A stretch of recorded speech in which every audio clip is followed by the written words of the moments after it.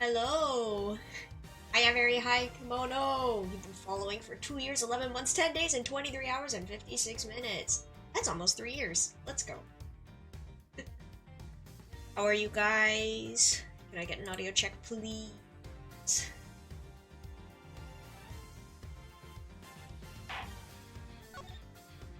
Hear me? Can you hear the game? Are we balanced? Alright, what are we doing? I feel like I'm supposed to be doing something and I don't remember what. Minty fragrance tea smells different.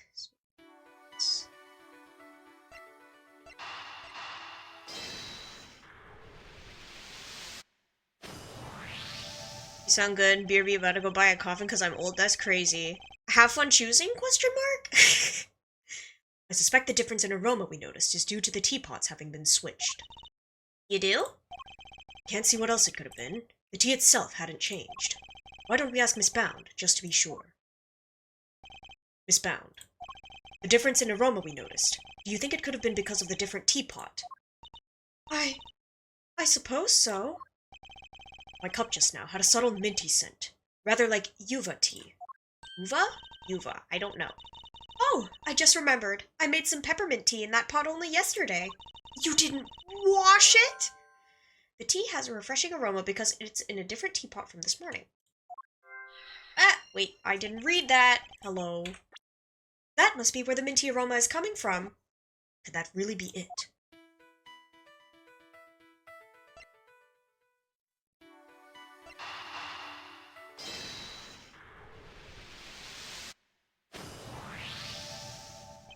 The tea from the teapot Larry switched in from under the cart smelled faintly of mint.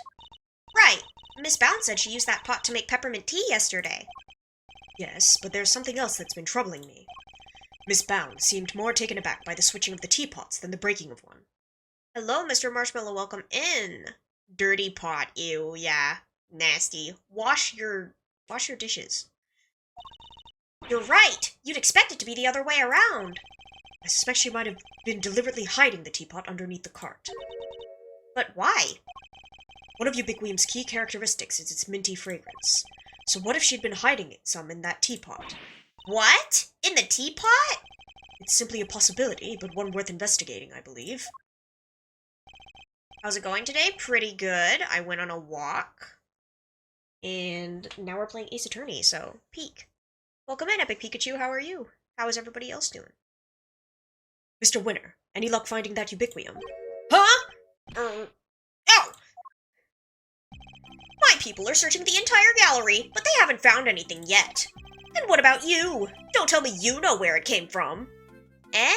Only eh? What a shame. I may have an idea. Ha! I knew it! If I can't find it, there's no chance a useless— What? You do know where it came from? Been a rough week. Oh no. I hope you guys are all doing okay. Yes. Where? Miss Bound's teapot. Wow! Nice piece! I like it. Yeah, this looks like a fitting prize for a natural-born winner. It's not a prize, it's a vital piece of evidence. Oh, it's just evidence? Then I'll have one of the forensics people check it out.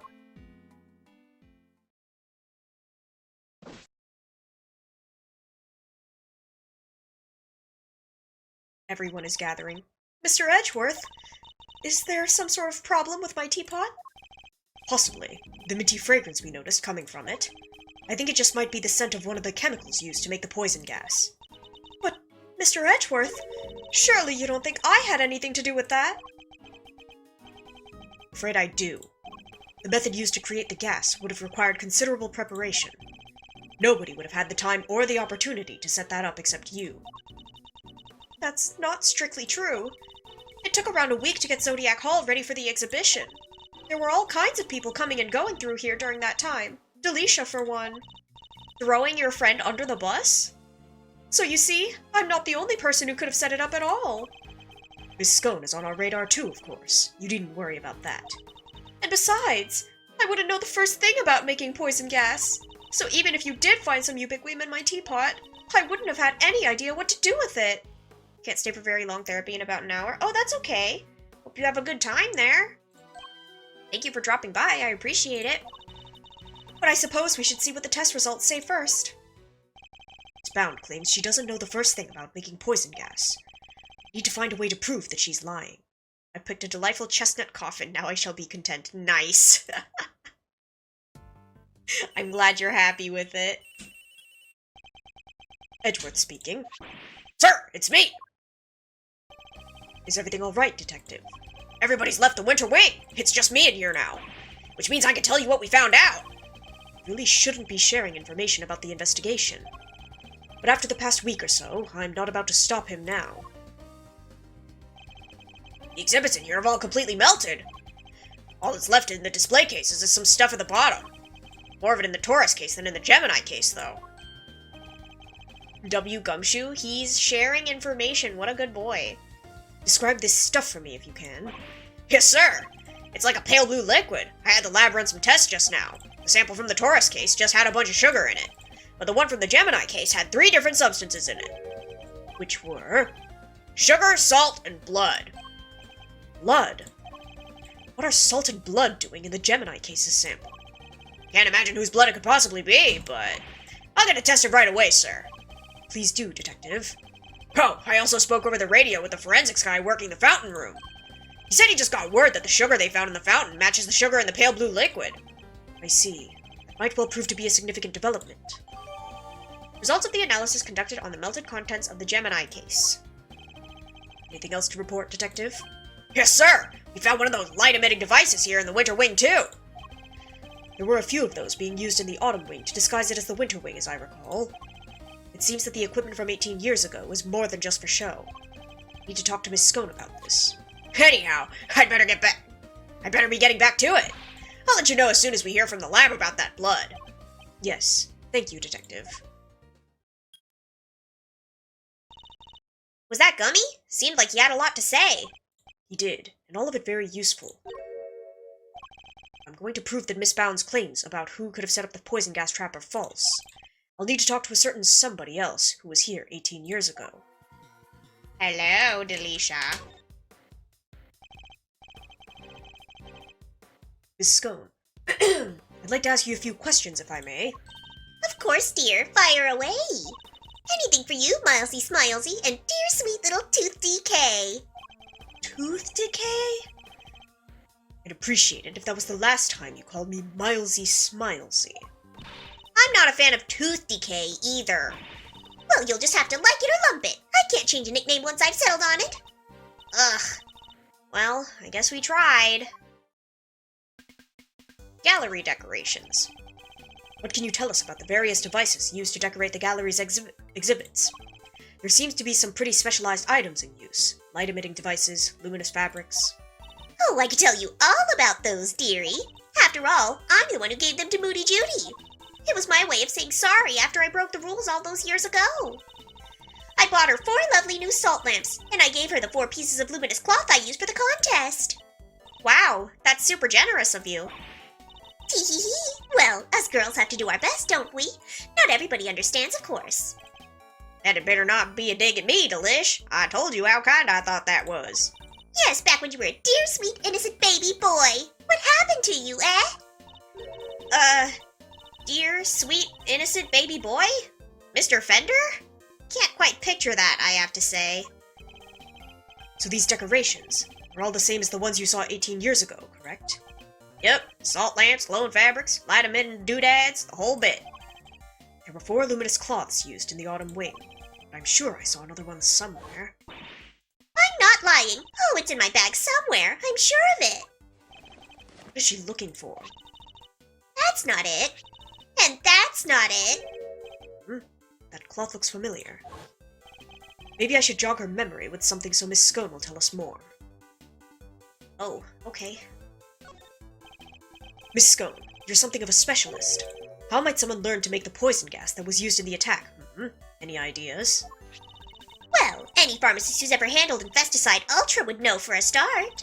After all, it says it right there on the label. Do not mix with products containing ubiquium. Ever! What about a layperson? It's unlikely they'd know, wouldn't you say? I suppose so, yes.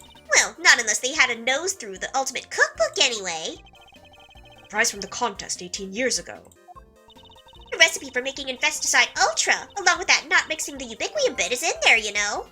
The ultimate cookbook contains instructions for creating poison gas. How lovely. So you're familiar with the contents of the book? Oh yes, dear. I know it inside out. Because I work for the Tangaroa Group, you see. We're the company behind Cold Killer X. I'm sure you've heard of it. Cold Killer X. Bites back, sniffles, and sneezes with ease. Apparently. After Sammy Poople was found guilty, the company took custody of the book. But they only grant their most trusted people access to it, of course. Which means Miss Scone is one of those elites, I suppose. Alright. Now, what is she doing here? Ooh, look at that! A picture of silly old me. That's right. You seem to have caught the artist's eye. You mean lovely Laurie Lampkin? I'll have to have a word with him and say thanks. Well, I'll be glad to introduce you. And there's the evil smirk. What? That's it? But she... Cloth! It's right there! Hello, Edgeworth? Oh my gosh. Okay. You had a piece of fabric like this in your bag, did you not, Miss Scone? Albeit a somewhat grimier one. Grimy? How rude! You won't get people to cooperate with your little investigation like that, young man. Shall I call it a dish towel, then? Perhaps you used it to wipe up some sort of spillage. A spillage, he says! The cheek! That's a piece of highly specialized luminous cloth. Oh, I probably shouldn't have told you that. I think I'd like to know a little more about this highly specialized luminous cloth, if you don't mind. Why didn't you want me to know you had a piece of luminous cloth in your bag? Oh, well, I suppose there's no point in hiding it now, is there? If you must know, I fished it out of the fountain. It was right before they called me into the autumn wing. So Larry's sketch of Miss Scone is of when she was trying to retrieve the cloth. At first I thought it was one of the ones I'd given Moody Judy. One of the 4 you'd given the gallery, correct? Exactly, but all 4 were being used in the autumn wing, weren't they?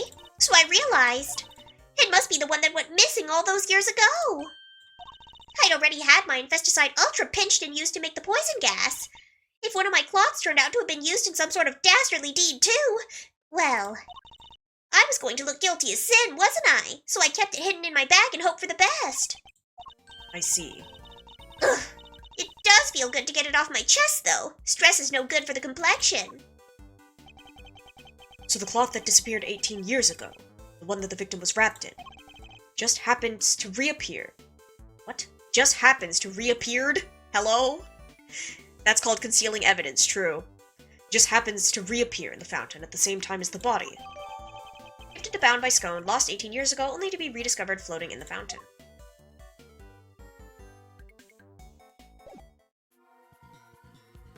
Okay. That's not what I...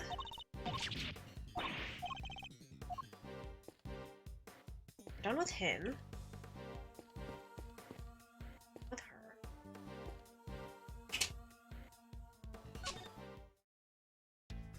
Aha! Typo, typical Capcom. Tragic. Tell me, Fender, what kind of person is Miss Bound? Wait a minute. Don't tell me... Dying. Don't tell me you got a thing for her, monster. I do not. Chill, chill, I'm just yanking your chain. Anyway, what can I say about Jude's? Well, she's a real brave trooper, for one. What else do you call someone who waits around for 18 whole years like she has for Samson? Even after his extended family kicked her out of this place. What? They threw her out? Yup, Jude's wasn't technically part of the family, so there was nothing she could do. She had nothing, nobody, and no job after Samson took the fall. So she had no choice but to take what he'd taught her and made her own way into showbiz. She's retired from all that now, though. Yes. Why did she retire? He'd finally made enough to buy the old place back. She even got the ultimate cookbook back from the Tangaroa group after they basically stole it. Bound recovered the house and the ultimate cookbook for Tangaroa's sake. You're infamous for typos and never fixing them? Slay, I guess. Guess this place and everything to do with it was all she ever cared about. So she just wanted it back. All of it. Bender seems very sympathetic to Miss Bound's plight. From a less charitable perspective, she has, in a way, taken everything of Mr. Tangaroa's for herself. Okay.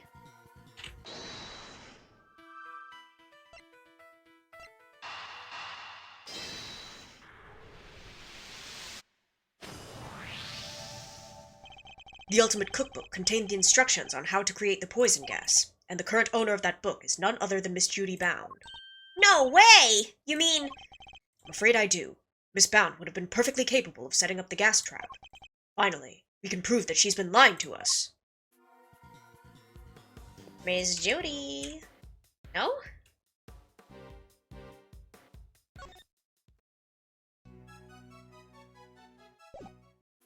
Huh? What do they want from me?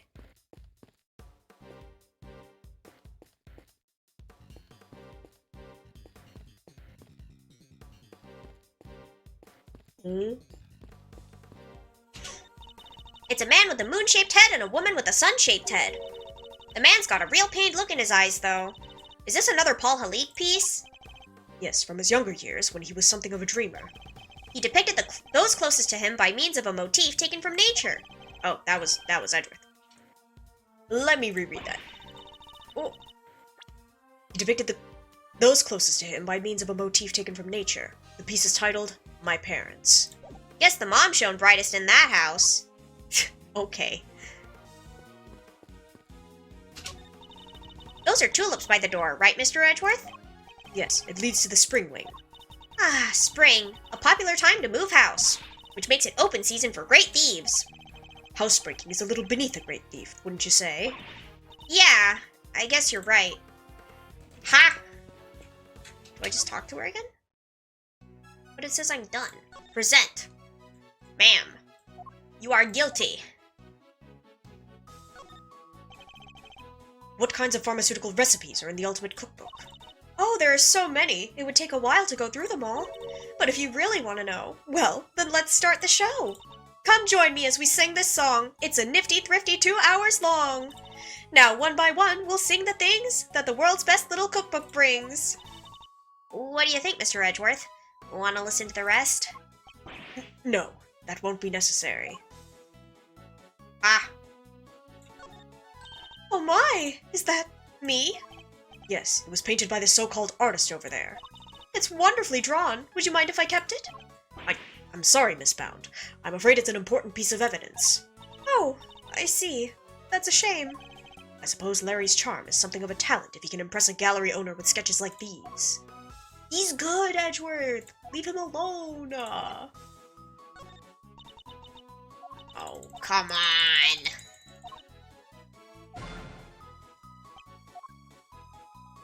What am I supposed to do?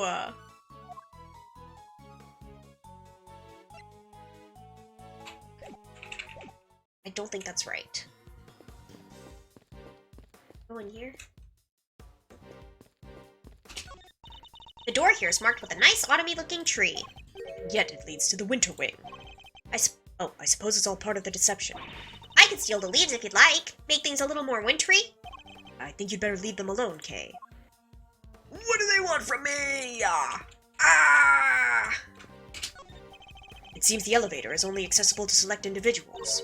I wonder what's upstairs. Among other things, the medical room. That's where Mr. Gusto is being treated. Finally made some progress on the vid, sending a whip. Ooh, okay, thank you. I hope he's alright. We've got some questions that need answering as soon as he wakes up. Since there's no way of knowing when that might be, we should explore other avenues in the meantime. What am I supposed to do? Screams.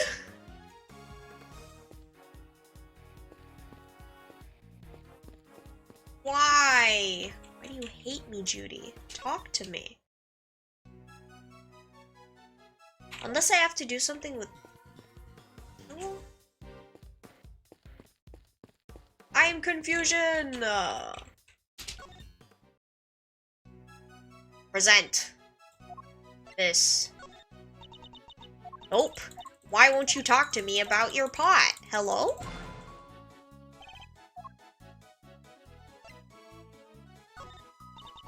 Nope. She knows nothing. Very unhelpful. What is going on? What am I missing?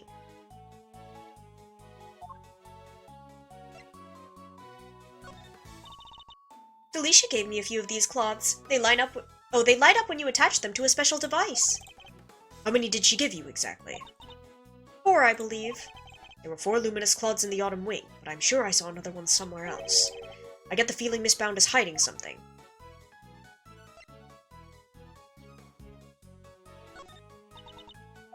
Sent the results to Delicia, maybe? Oh, yeah. Okay.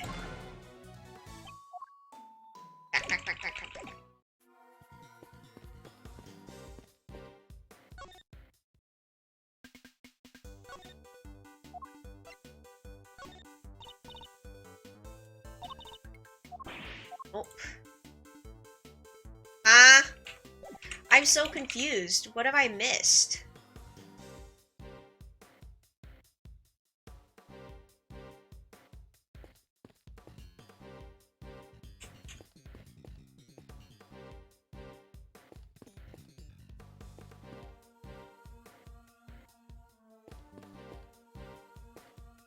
Oh?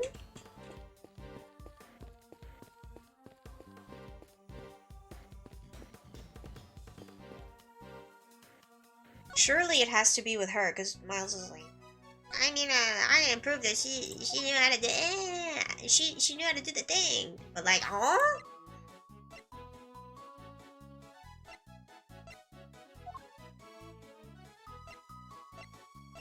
Unless I present the handprint to Delicia. Let me go find a walkthrough, please. Oh. Please.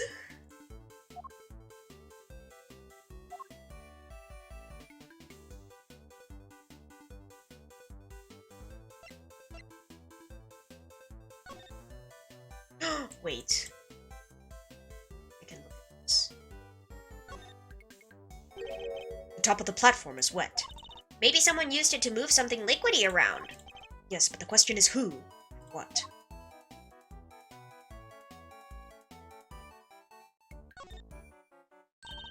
Looks like this pedal lets you adjust the height of the platform, Mr. Edgeworth. Indeed. Let's give it a try. If you would, Kay. On it! Ta-da! A single person could transport quite a heavy load using one of these. I'll say, I bet I could even cart Gummy off with it. And for what purpose exactly, may I ask? Okay, wait.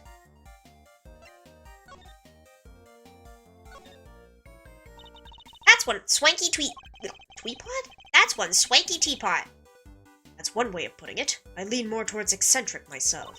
Whatever it is, it won't do for a great thief to remain so ignorant about such chic things. Actually, your ignorance is my bliss.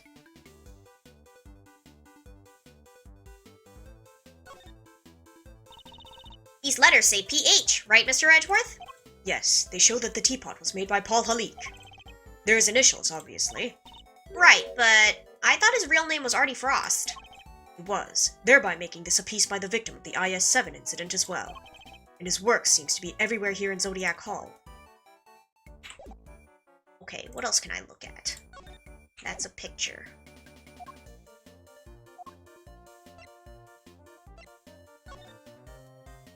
Detected salt sugar blood. Sugar composition matches that of sugar found in the pale blue liquid in Artie Frost's room 18 years ago. Sugar detected in fountain water also seems to be a match. And look at that. That.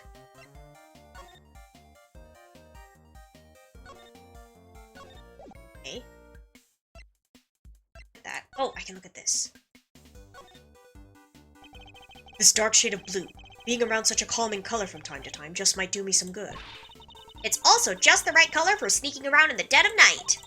But I need something a lot brighter if I wanted to make a big splashy entrance. You could do both with this cloth through the power of buttons, though. Oh, yeah! In that case, I'll take 5. Cute.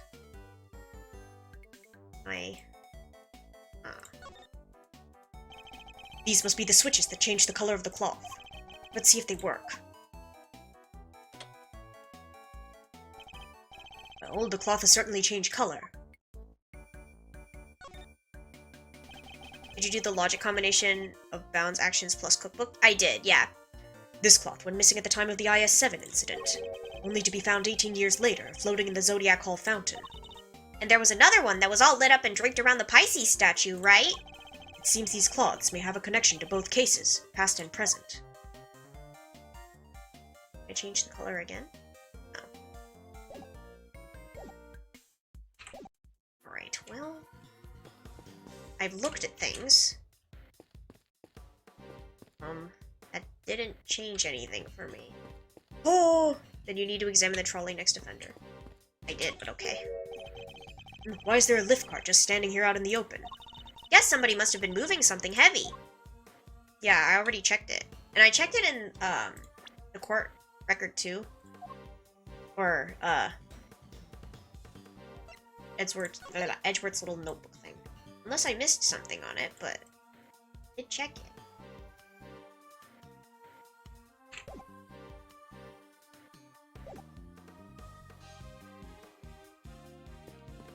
I am confusion!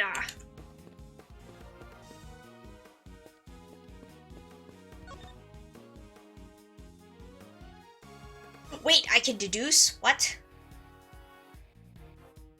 But it says I'm already done here. I'm confusion. Oh. Ha!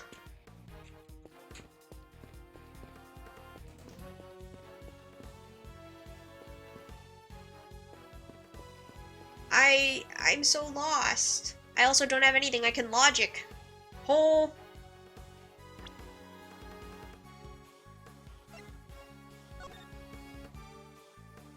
That do be a photo.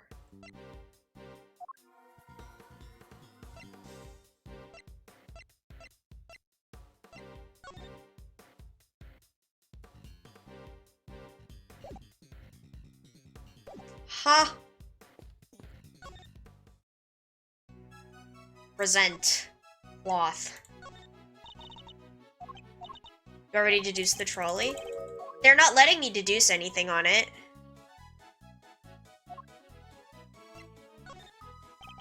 This lift cart. I heard it was in use 18 years ago, too. That's right. It was in another room earlier until I brought it out here. Oh, the white sheet. It says I'm done with it. It has a check mark. I could try again, though. It's very useful for moving large, heavy objects around. Why is it wet? Was it used to carry something wet?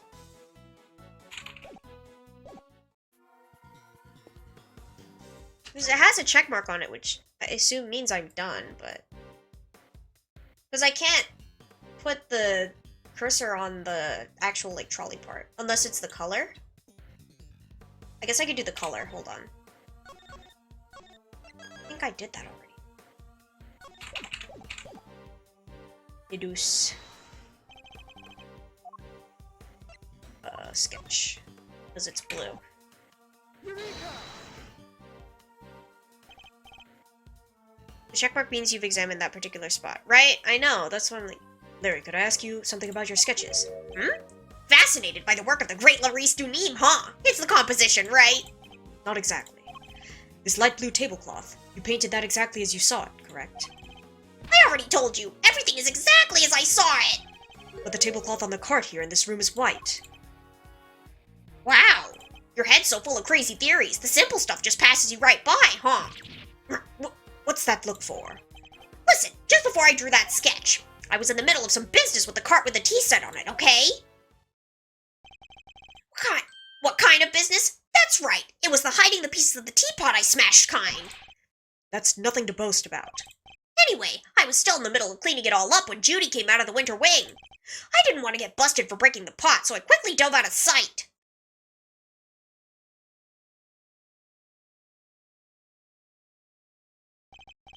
Wait, Miss Bound came out of the winter wing.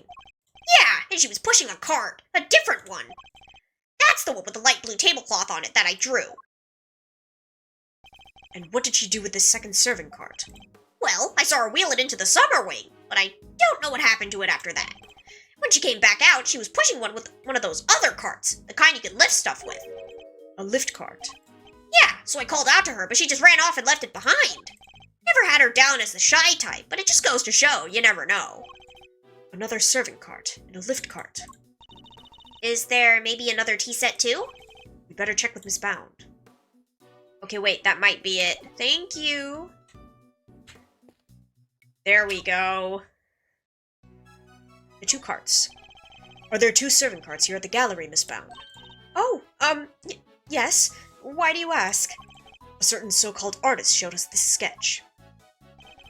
I couldn't help but notice the color of the tablecloth. It's light blue. Light blue? I'm afraid your friend must be mistaken. I only use white tablecloths, freshly laundered and starched. Like the perfect wrinkle-free one on the cart here in the fountain room, right? Exactly. If I saw so much as a blemish, I would replace it right away. The color of the tablecloth in the sketch simply be a mistake on Larry's part. Do you have any idea what you might have been doing when the sketch was drawn? Let me see. I appear to be carrying out my usual duties. I'd like to ask you a little bit more about these duties, if I may. What exactly were you doing when this sketch was drawn? Because from what I can see, your cart doesn't have a tea set on it. I was delivering some chocolates to the investigating officers. Aw, now I'm jealous. I love chocolate. Well, there were a few left over, so here, for you both. I made them myself. I hope you like them. Woohoo! Thanks, Miss Bound. Well, why not? They're a little melted, but I suppose that's because they've been sitting around in her pocket. Handmade by Bound, slightly melted after being kept in her pocket. They're super sweet. I love them. I'm very glad to hear it. May not be the prettiest, but I'm grateful for the energy boost nonetheless. Though perhaps they could do with a little less sugar. Okay, there we go. That's that. All that's left now is to await the results of the tests on the teapot.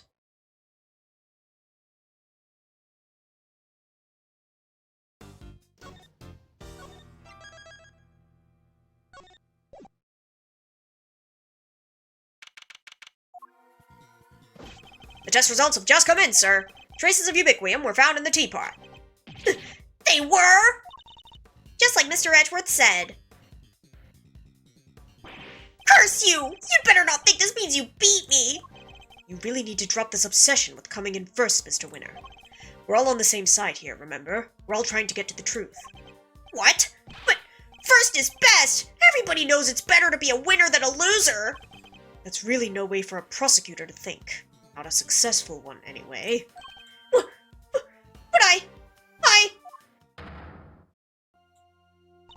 Enough. Mr. Edgeworth, please refrain from taunting the boy. Ignore him, Eustace. He isn't worthy of your attention. But Gavel! Oh, alright. Why don't I take care of things here for now? In the meantime, you can perform the far more important task of going and checking on the victim. Oh! Yeah, good idea. I'll be right back. Excellent. We shall see you shortly, then. Mr. Winner's annoying, but totally harmless. Judge Gavel, on the other hand. Now, Miss Bound, perhaps you could explain why traces of ubiquium were found in your teapot. I had no idea there was anything like that in there. Perhaps it's one of the ingredients in the dishwashing soap I use? So you're telling the court that you did not intentionally put ubiquium in the teapot? Yes, exactly. Why would I? Until today, I had no idea that it could even be used to make poison gas. You lie! You're a trained actress, are you not, Miss Bound? I'd have thought you would be a more convincing liar. What do you mean? You have access to the ultimate cookbook, correct? A book that just happens to contain instructions on how to create the poison gas used in the attack. Meaning it's perfectly possible for you to know exactly how to make it. You're very well informed, Mr. Edgeworth. Miss Bound, is what Mr. Edgeworth said true? The book does contain information on how to make the poison gas, yes. But the fact that I've seen it doesn't make me guilty. Can I ask exactly how the gas was triggered? The victim used a blowtorch to heat the lid of one of the display cases, thereby melting the ubiquium. I see. But he locked himself in the room too, didn't he? Surely that and the fact that he triggered it himself. Wouldn't it point to it being a suicide attempt? So she's not willing to admit anything. Furthermore, where would I have gotten hold of the Infesticide Ultra? Oh, I don't know. Perhaps you stole it. You know, I did bump into Moody Judy a week or so ago. And that very evening, I noticed my Infesticide Ultra had gone missing. Judy, surely you didn't. Delicia, you carry your bag of pharmaceuticals with you everywhere, don't you? There would have been any number of opportunities for someone other than myself to steal it from you. It's true. I don't have any hard evidence that it was definitely Miss Bound who stole it. Dudes, there's clearly something you're not telling us. Why don't you just come clean, We all know you never hurt somebody for no reason, so... Gun. Not you too! You think I'm guilty as well, Mr. Fender? Can you blame me? We got one wing disguised as another, a gas trap in one of the display cases, and you're the proprietor of the establishment. It's looking a lot like you did it, kiddo. You've got this all wrong. You have to remember, the gallery doesn't have any security cameras, nor any security personnel. If some ill-intentioned person or another wanted to get in undetected, I don't think they'd have much of a problem. Wow, you're practically asking to be burglarized. You need to be more careful. A great thief could have a field day in here. I don't think she's joking. And actually, it seems that Mr. Gusto did in fact enter the gallery before it opened. Sheesh. Judy's one tough cookie. She's not budging an inch. Oh. Maybe it's time to rock a little technique Gregory taught me back in the day. And what technique might that be? So hear me out. Everything's connected to what happened 18 years back, yeah? And since we're not getting anywhere by focusing only on the here and now, pretty sure that's a safety violation? Absolutely. And like Kay said, she's practically asking to be burglarized. Maybe we ought to approach this from a different angle and look to the past for clues instead. A turnabout in thinking, so my father used this method as well. Alright, let's run this through the old Thinkatron. How was Jude's involved in what happened back then? According to Miss Bound, it was because of her that Mr. Frost's flavored ice sculptures melted, and yet his sculptures are here on display at this very gallery today. Is it possible that she... Thank you, Fender. I think I know what I need to ask Miss Bound now. Don't thank me. Thank your pops. Now take it away, Milesy. I'll grab the popcorn. Said the thing! Turnabout! Miss Bound, you say that you were the one who caused Mr. Frost's creations to melt 18 years ago, correct? I'm afraid so. I was young and foolish, and it was a terrible accident. Yet, what you did allowed you to open this exhibit, no? What do you mean? Yes, what do you mean, Mr. Edgeworth? If you're going to ask such questions, perhaps a formal testimony from Miss Bound might be best. Yes, perhaps it might. I'd like to know a little more about Zodiac Hall. About why Miss Bound decided to... And about why Miss Bound decided to dedicate this space to Mr. Frost's works. Very well. If you believe it to be relevant to the case, I will allow it. Miss Bound, would you mind? Not at all. I'll do whatever it takes to prove that I'm innocent. Then please, if you could give us some background on Zodiac Hall and the pieces on display here. Words are hard. Reading is hard. It took 18 years, but at long last I was finally able to buy Samson's home back a little while ago. But a place like this is expensive to maintain, so I decided to turn it into an art gallery. To that end, I collected as many Paul Halik pieces as I could from around the world. Because, if I'm honest, it's always been something of a dream of mine to open a space dedicated to his work. Thank you for your testimony, Miss Bound. How wonderful it is that you were able to fulfill your dream. Well, Mr. Edgeworth, everything seems entirely above board to me. Judge Cavell, that was simply the witness's preliminary statement. As you surely know, the value of that testimony cannot be evaluated without due cross-examination. Spoken like a true attorney. Very well. You may do what you must. Yes, ma'am.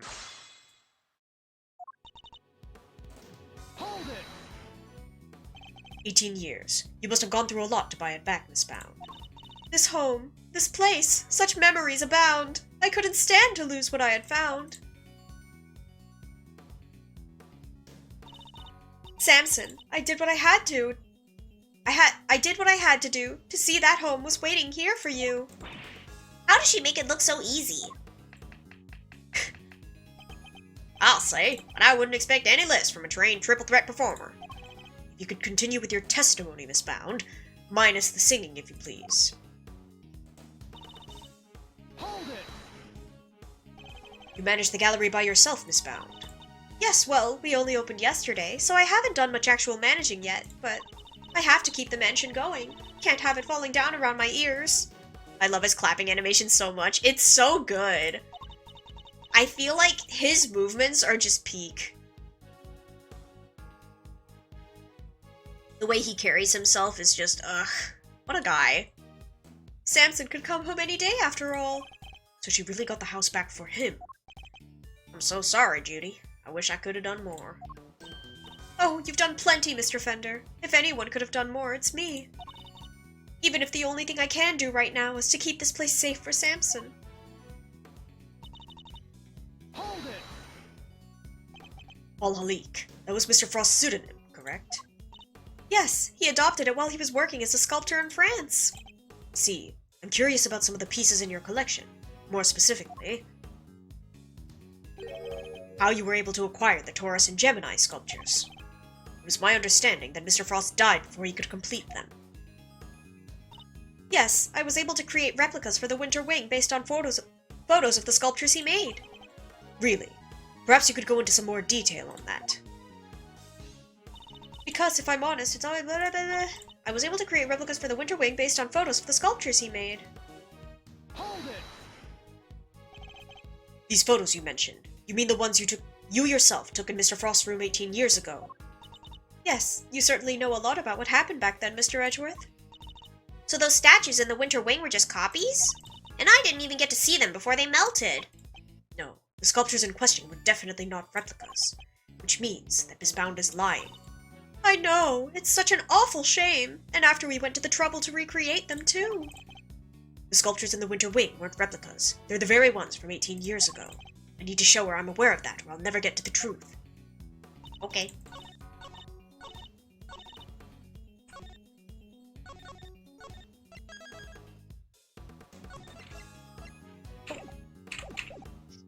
Present. Objection!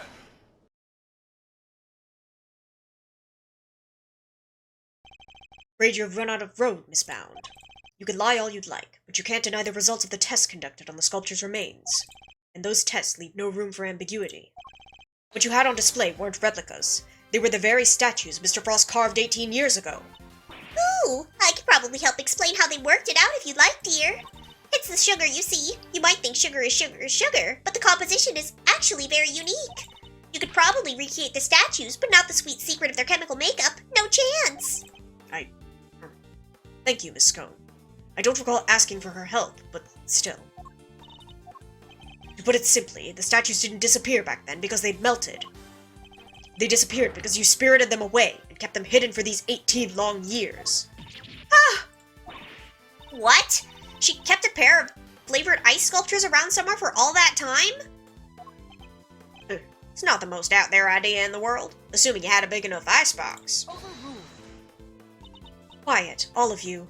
Miss Bound, have you anything to say in your defense? So you've already learned that much. Should I take that to mean you admit to having hidden the flavored ice sculptures in question? No, I admit to no such thing. You haven't proven that I was the one who took those statues away. And you won't, because it would have been impossible for me to do so in the first place. The police were already here when they disappeared. How could I have done it without them noticing? How indeed. I don't yet know exactly how you did it, but I'm far from ready to say that it was impossible for you to have stolen them away. You're a very persistent man, aren't you, Mr. Edgeworth? I am indeed, and I won't stop until I get to the truth. I see. Then I'd better tell you exactly what I did that day 18 years ago. What I did that day? The whole time before judging began, I was waiting upstairs in our living area on standby. During the judging, I had to go change the camera's film cartridge for Samson. But before I could take the camera back to Samson, I discovered Mr. Frost's body. Later, around when your father arrived, I began to make the rounds and serve tea to everybody present. That was when I saw Mr. Gusto entering Mr. Frost's room. And those were my movements on the day it all happened. I hardly see how you could take issue with any of that. That's for us to decide, Miss Bound. Are you saying there's a contradiction in her story, Mr. Edgeworth? I'm more focused on proving the fact that she did indeed steal those statues. The question is, when she would have had the opportunity to do so. That begs the question of who paid the utility bills to keep the electricity on in this place for 18 years while she didn't own the place. I mean, it was owned by the Tangaroa group, so I assume they were at least, like, managing it, because it is theirs.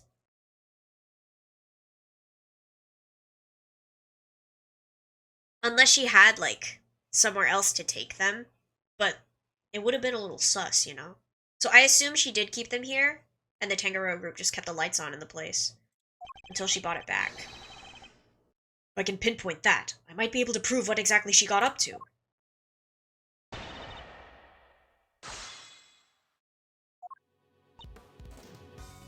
Hold it! And what were you doing while you were waiting? I was in my room practicing some dance routines. I was on a TV show called Bacon Bop with Samson, you see. Bacon Bop? What kind of show was it? It was a children's show. The two of them would sing and dance as they made a variety of sweets. Whoa, that sounds awesome! Hold the phone. Miles, you used to watch it? My father introduced me to it. I may have watched an episode or two. So Miss Bound passed the time before the judging began by practicing her dance routines. Was this the moment when Miss Bound stole the sculptures? Oh?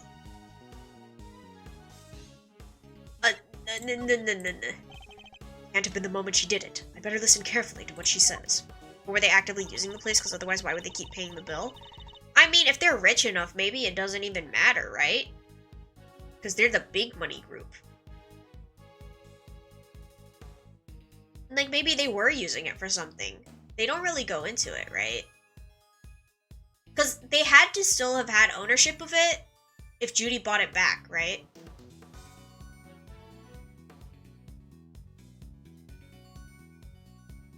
Maybe they just stored stuff here. Hold it! Were you the only one who was able to move around freely during the judging? Well, I wouldn't say freely exactly, but I was able to move around more easily than the contestants, yes. Even so, I could hardly have spirited the sculptures away while Samson was standing right there, could I? And I ran straight off to change the film as soon as he asked me. I wouldn't have had the time. Changing the film and the camera, as requested by Mr. Tangaroa. This was not the moment.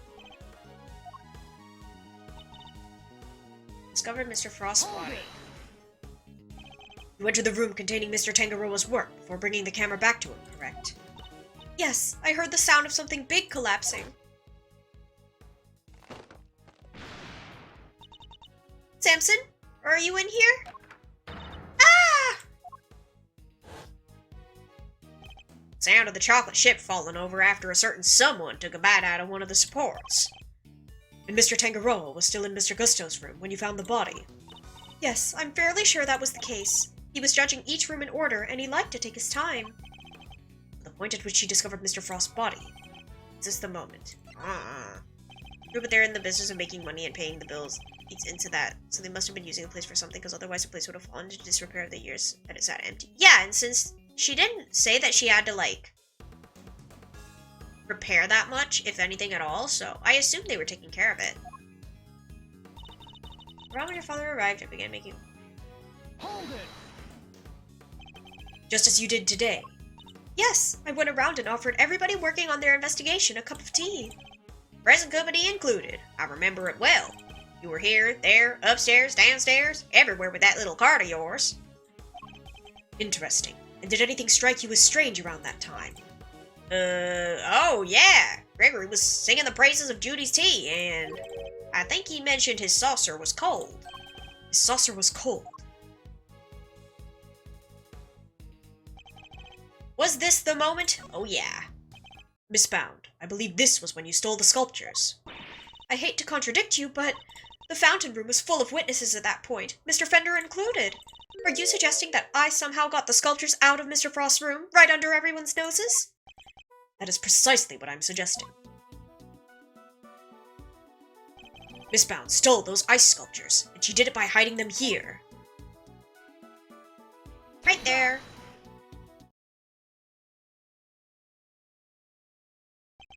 My father and Fender had no idea that one of the sculptures was mere inches away from them, because it was just a tea set you were pushing around, Miss Bound.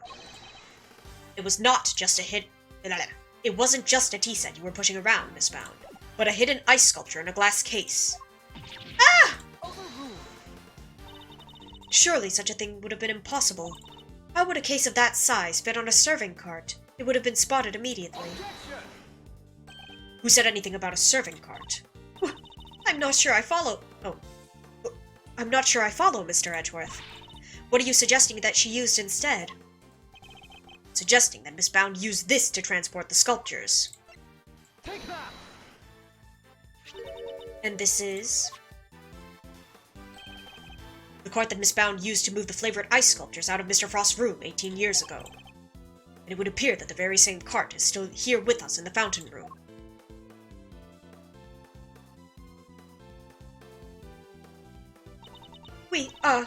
We originally bought it for use in the contest.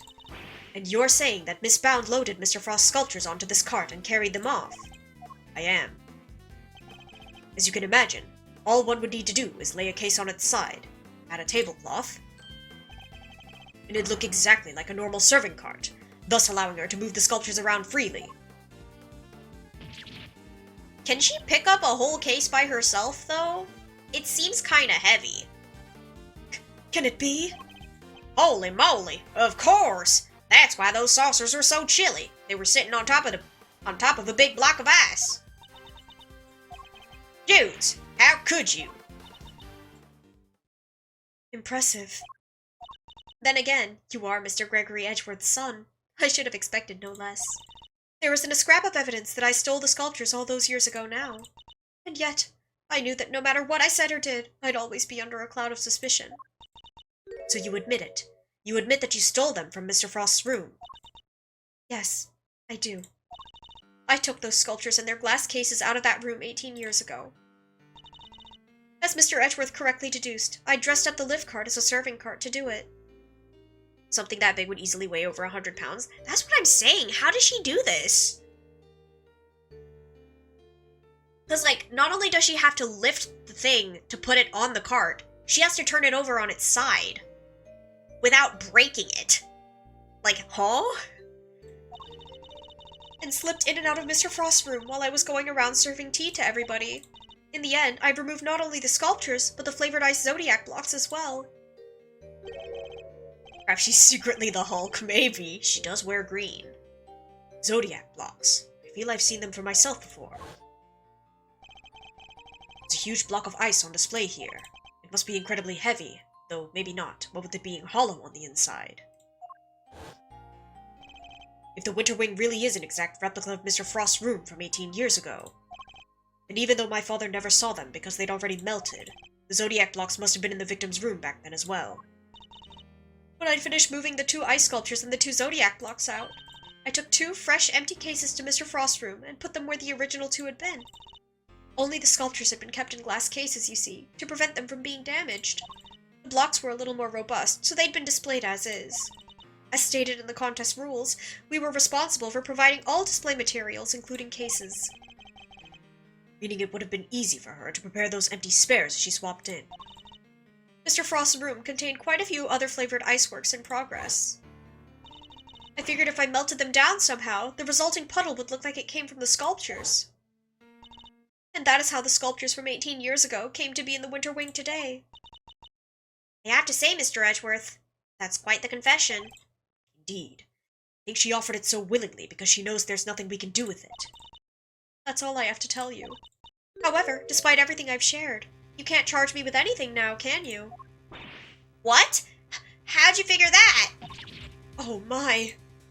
I would have thought you might know at least this much given we're at a crime scene.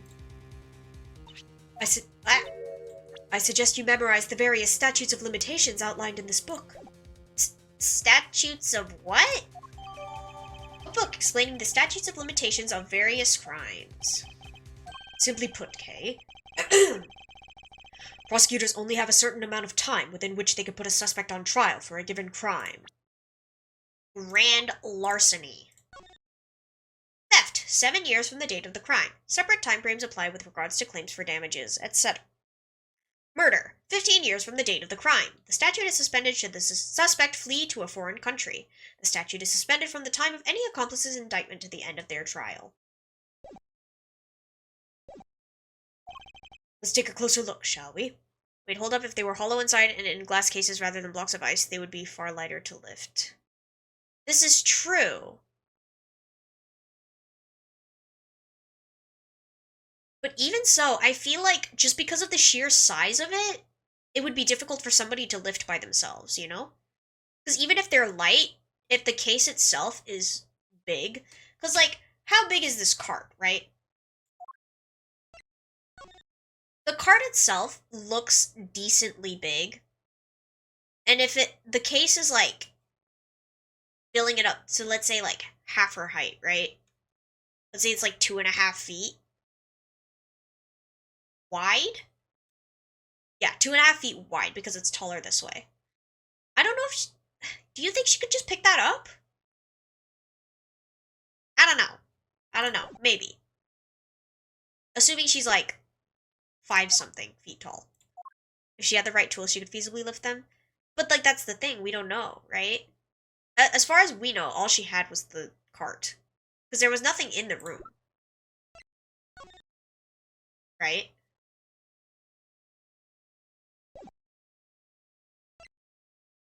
That's the recent one.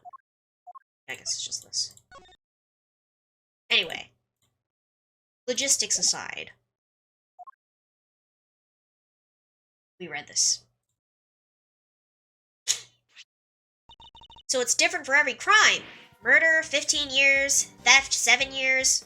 Ah! Yes. Miss Bound stole the ice sculptures 18 years ago.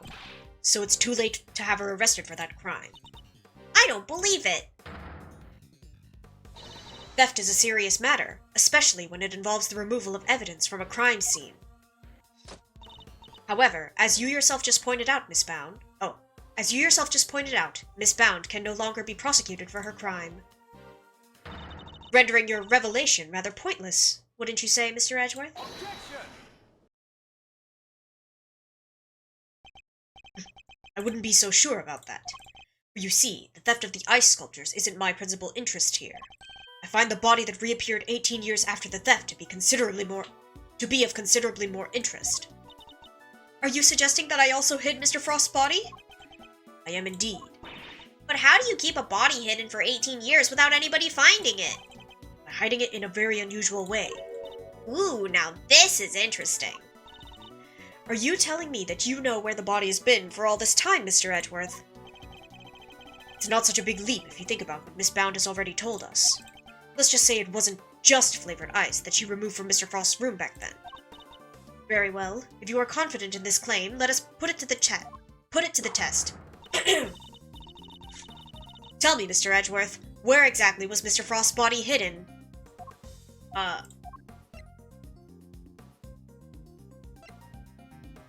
It's in the sculpture. But like Gemini. what? Excuse me. Yes, it was.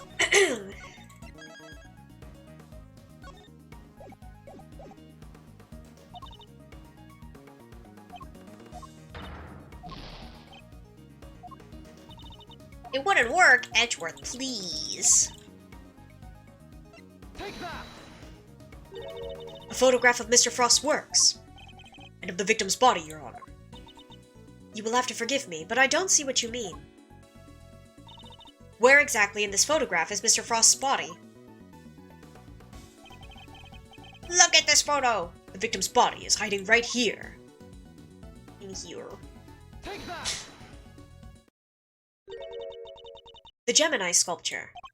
Yes, it may look like a sculpture at first glance, but it is in fact Mr. Frost's corpse. Surely you can't be serious. I don't see anything in the photograph to support such a wild claim. Objection! That's because a certain piece of evidence was used to hide the body in plain sight. And what piece of evidence might that be? The court demands that you present what was used to conceal the body. Take that! One of the cloths from the autumn wing. Yes, it is made to glow in just the right... When it's made to glow in just the right way, it's so visually convincing you might mistake it for ice. Isn't that right, Miss Scone? Well, yes, dear. But you can make it look like just about anything, really. Even blazing fire. And the right shade of blue would make it look like ice, yes. Exactly like it, in fact. Is it not the case that a certain special device is needed to generate these colors, though? Objection! If you would care to take another look at the photograph of the winter wing, Your Honor. You'll notice there is a small box connected to the bottom of the Gemini display case. That's one of the very light-emitting devices in question. Detective Gumshoe even confirmed its presence. In fact, this particular device went missing 18 years ago. My voice. Back then, it was no doubt firmly connected to the cloth inside the display case, which means Miss Bound had no choice but to take it with her when she removed the sculpture. So you see, this cloth and the light-emitting device were being used to create the illusion that Mr. Frost's body was, in fact, a statue carved from ice. No! This can't be. Wait, so you're telling me that when we took that photo of us in the winter wing? Yes, we were standing right in front of the body. But the body and the cloth were both recovered from the fountain. Why were they found there if the body was supposed to be in the winter wing disguised as a sculpture? Because there would have been no mystery as to how the body had been hidden if we had found it as is. Miss Bound needed to remove Mr. Frost from the winter wing in order to throw us off the scent. Ridiculous. I don't recall her sneaking around behind our backs to throw a body in the fountain. No, and she didn't need to, because she had another method at her disposal. Her trusty lift cart, the same cart that had proved so useful in executing her original theft. Ah! I believe she wheeled the body into one of the other wings and floated it down the stream to the fountain. The frozen body, being quite solid, probably got stuck somewhere along the way, which is why only the cloth appeared at first, the cloth Miss Scone discovered. And then, the body followed afterwards once it had thawed enough. It's an ingenious theory, Mr. Edgeworth. But can you prove that it was me? It seems a little unfair to expect me to accept your accusations without proof, don't you think? What about an eyewitness? Do you think someone might have spotted her when she was moving the body? As a matter of fact, I do. And the contradiction in the piece of evidence I was provided will shed light on exactly how Miss Bound moved the body as well. Well, Mr. Edgeworth, do you have any evidence to support your allegation? Of course, I have a piece of very compelling proof right here. Then please present it to the court. What evidence do you have that proves Miss Bound acted as you claim? Take that! More drawings? And is that me? Yes, Mr. Butts drew sketches of people as they passed through the fountain room. But what I'm interested in is the cart we can see here. Miss Bound's serving cart. What about it? You don't see it. She's using the same trick she used 18 years ago. Ergo, we know that Miss Bound was busy moving Mr. Frost's body when this picture was being drawn. What? If I may, I don't see Mr. Frost's body anywhere in that sketch. All I see is a picture of me delivering chocolates to everyone. Really? Then allow me to direct your attention to the color of the tablecloth, Miss Bound. I'd originally thought that Mr. Butts had made an error, but he's assured me that that couldn't possibly be the case. This tablecloth appears to be a light blue. Yes, a shade of tablecloth that Miss Bound doesn't seem to own. The cloth only appears to be a light blue due to the body hiding just underneath. But the shape of the cart is perfectly rectangular, just as one would expect. Surely it would be immediately obvious if the tablecloth was being draped directly over the body.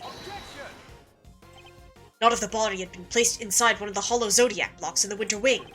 Place one of those on the lift cart, and it'd easily pass muster as a regular serving cart, wouldn't you agree? Goddess of Justice!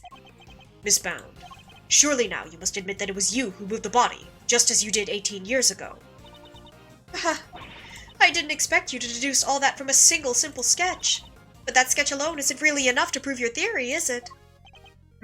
You needn't worry on that front. My case doesn't rest solely on Mr. Butt's artwork. Once you had disposed of the body, your serving cart became a simple lift cart once more, which is exactly what we discovered here in the fountain room. And without a serving cart, you had to find some place to put your chocolates. My chocolates? The ones I was handing out? As we saw in the sketch, you had originally placed them on top of the cart, but the chocolates you gave us came from your pocket. Oh yeah, mine was half melted. It was still super sweet and tasty though. Why did you suddenly feel the need to put the chocolates in your pocket, Miss Bound? It was because you no longer had a serving cart to put them on. That's why. Ah! One moment, please. You have experienced what? You have explained what Miss Bound did with the chocolates in the lift cart. But what about the tablecloth? Where did it go? Indeed, if stashing the chocolates in her pocket was the only solution she could think of, I doubt Miss Bound had the time to dispose of an entire tablecloth. Well, Mr. Edgeworth, do you have an answer for me? Miss Bound didn't hide or dispose of the tablecloth, Your Honor. In fact, it is right here in front of us. Perhaps you would care to enlighten us. Where exactly is the tablecloth Miss Bound used to hide the body? In the fountain, not in this room, on Miss Bound's person.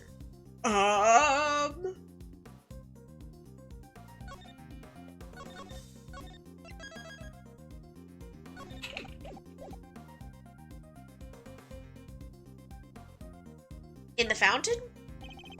No.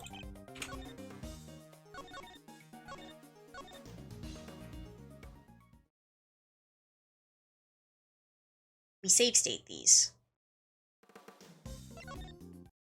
Okay, there we go. On Miss Bound's person. It was one or the other.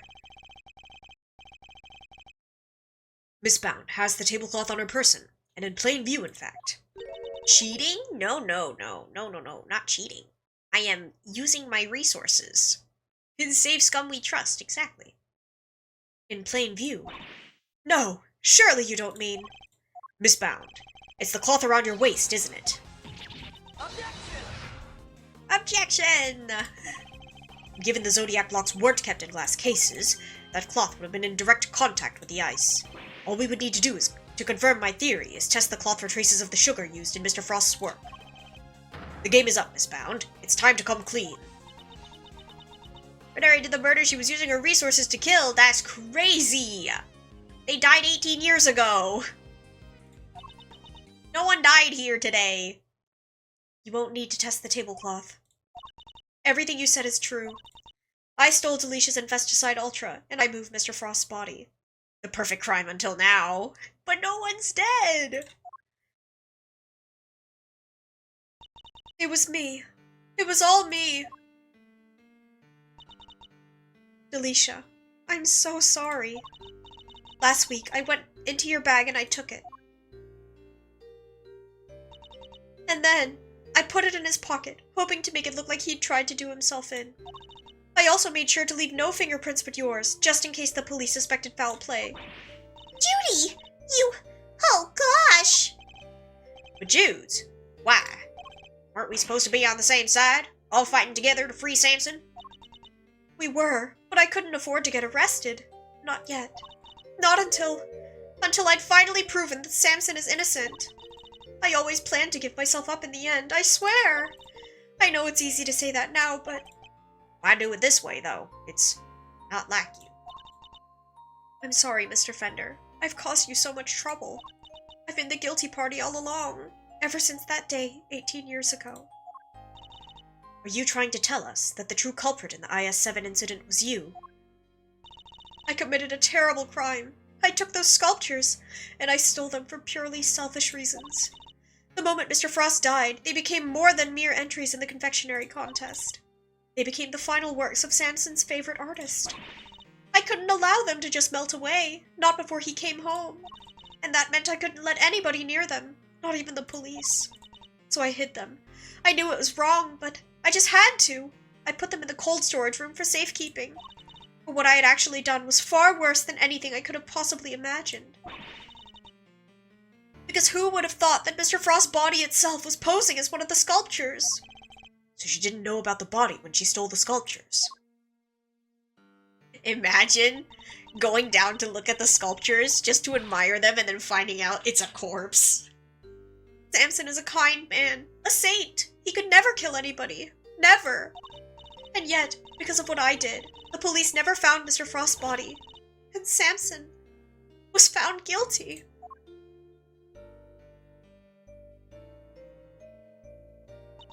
After all he'd done for me, he was my family. The only family I've ever had. He was the most important person in the entire world to me, and I... Dudes. After his conviction, I was forced out of our home.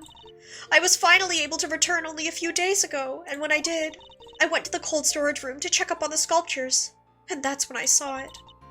Mr. Frost's body. It had been there the whole time. Of course, by that point, the statute of limitations had expired. So I did what I did today, because it was the only way I could think of to make things right. Multiple problems here. One, his body would not look that good after being frozen for that long by a simple freezer. You need a cryogenic chamber for that. You're telling me that nobody ever opened the freezer for 18 years? Right.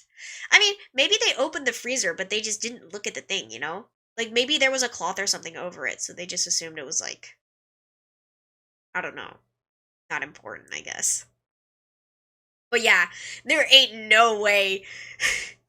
There's no way nobody noticed, like, a man instead of a sculpture. Because he's not even blue. Like, even if he's covered by the cloth, he's not fully covered. Like, if you look at the picture, it's not fully covered. Bro is not blue. Even if the light is reflecting off of him, there are other colors.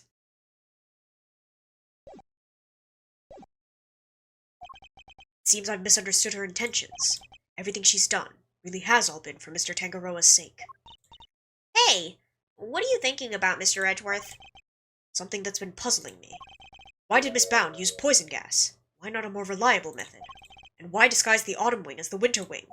The only reason I could think of is to confuse someone who was here 18 years ago. Yeah, I wonder what she had in mind.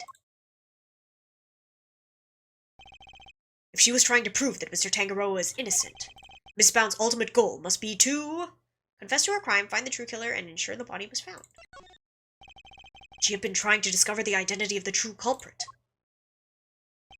Miss Bound, your ultimate aim was to see Mr. Tangaroa cleared of all charges, correct?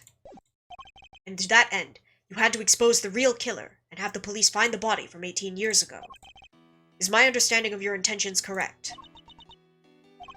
Exhibiting the sculptures was sure to force the killer to return to the crime scene. After all, they were the only person apart from you who knew that the body was hidden in the icework. They would have freaked out, thinking the body was about to be discovered and come running, yeah? Exactly, but Miss Bound ran the risk that the killer might successfully cover their tracks this time. In the worst-case scenario, they might have even been able to remove Mr. Frost's body from the scene. So how could she lure the true killer into revealing themselves without putting vital evidence at risk? Oh, I see what you're getting at. You're saying that's why the Autumn Wing was all winter wingy. I am. You were betting on one thing, Miss Bound, weren't you? That whoever opened the Pisces case you had so carefully disguised as the Gemini case would be the real perpetrator of the IS-7 incident. No. But that would mean the real killer was... Enough. Not another word. Do you realize the implications of what you were saying, Mr. Edgeworth? Are you prepared to stand behind the accusation you are clearly about to make? Miss Bound set a trap for Mr. Frost's killer, meaning that whoever found themselves caught in the trap is highly likely to be the guilty party. But I lack the evidence to support such an assertion. To accuse someone without any evidence is not to be done lightly. So, should I really go ahead and make my accusation and name Mr. Frost's killer nonetheless? Yeah. My ultimate goal is to see the truth exposed. And to do that, I need to seize the moment. Yes, Judge Cavell, I am prepared to stand by my... Wait. Hello? I am prepared to stand behind my accusation. I know exactly who is to blame for the IS-7 incident. Take that! Mr. Gusto, the victim of the poison gas attack is the perpetrator behind the IS-7 incident? Gusty! Mr. Gusto, Miss Bound, as we have established, you knew that the opening of the gallery would lure the real culprit. And you set up the poison gas trap in order to catch them. Do you dispute the facts thus far? You're a very impressive man, Mr. Edgeworth, just like your father. And of course, you're absolutely right. Then perhaps you could tell us exactly what happened in your own words. Of course, I have nothing to hide anymore. So I might as well tell you everything. As you said, I set a trap here in the gallery to try and catch Mr. Frost's killer. Before we opened, I made sure that the door to the Autumn Wing was the only one that was unlocked. When opening time came, I went around to unlock the doors of the various rooms, and found that the Autumn Wing had been locked from the inside. The killer is on the other side of the door. The thought, well, it frightened me. And then she simply walked away, leaving him to fall victim to her poison gas trap. When I heard that Mr. Gusto was being treated for gas inhalation, that's when I knew he was the murderer. All that was left was for the police to find Mr. Frost's body, and then Samson would finally be proven innocent. At least, that was my plan. Dudes, why didn't you tell me? You know I'm always here for you, right? Could have found another way. Didn't have to be like this. Thank you, Mr. Fender. You've been so very kind to me all these years. But I'm the one who created this mess, so it was up to me to try and clean it up. I didn't care what it took, as long as I could get Samson out of that awful place. Judy, Judy, Judy. 18 years ago, the police managed to cover up the fact that Mr. Frost's body had gone missing. If I went to them now and said it had reappeared, I was afraid they might have tried to cover things up again. So I worked to set off a very public incident here in the gallery, in front of as many witnesses as possible. Well, Judy's going to prison for conspiracy to commit murder and attempted murder. Yup. I'm so sorry, Judy. You, Samson, Gregory, I'll let you all down. Fender, this can't be easy for him. No, I'm the one who should be apologizing. Mr. Edgeworth, Mr. Fender, I hope one day you could forgive me. And whatever punishment I have to face, I'm ready to accept it. But please, if I may ask one thing of you, it's that you simply must clear Samson's name.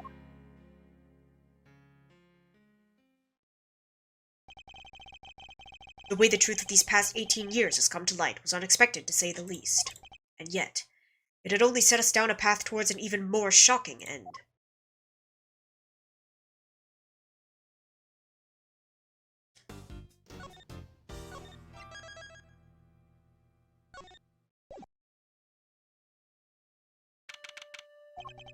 Miss Bound, are you feeling a little calmer now? Yes. But if Frost dies, then she's going down for murder? Frost is dead. Did you mean Gusto? Good. Then allow me to get to the point. Regardless of your intentions, you broke the law. Yes, I understand. Nevertheless, I understand that you did what you did in order to prove Mr. Tangaroa's innocence. Yeah, if he died, she would have definitely been convicted for murder. And then, like, how would they have proven that Samson was innocent?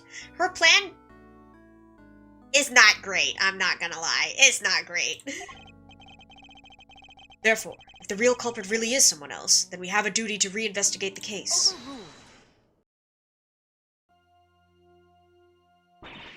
There's nothing to suggest that anything nefarious took place in the official IS-7 incident records. And right now, there is nothing to suggest that we should take Miss Bound at her word either. So our first order of business should be to arrest the culprit of the case before us, Miss Bound herself. Objection! Official records cannot always be trusted, Judge Cavell, especially since there are those prosecutors who would think nothing of twisting the facts. Overruled. Are you suggesting that the committee at the time overlooked just such a prosecutor? That's for you and your people to find out. However, it is a fact that the autopsy report was faked, seeing as Mr. Frost's body was only found just now. There really is something of Mr. Von Karma in you, Mr. Edgeworth? How so exactly? By continually defying the will of the committee and bending the truth to fit your needs. That's how. Oh, so Manfred also defied the will of the committee. And he succeeded for 40 years. Good for him. Perhaps it is time you understand how the committee sees this case. The committee's view. The committee is willing to accept that Mr. Von Karma falsified Mr. Frost's autopsy report. Even still, Mr. Von Karma only managed to have Mr. Tangaroa convicted as an accomplice. She should have gone for something non-lethal that would still disable the culprit but not kill them. Absolutely, yeah. I personally have come to believe that the real culprit behind the IS-7 incident is Miss Bound. Her plan to poison and kill Mr. Gusto today was her attempt to frame him for Mr. Frost's murder. And this is how the committee sees things, is it? It is. As always, I act solely in service of law and order. It sounds to me like all she's doing is acting in service of the committee in covering up the truth. If I can't change her mind, there will be no saving Mr. Tangaroa or Miss Bound. Let me see. Yeah? You only managed to have Mr. Tangaroa convicted as an accomplice, but our evidence, or at least the one Edgeworth got,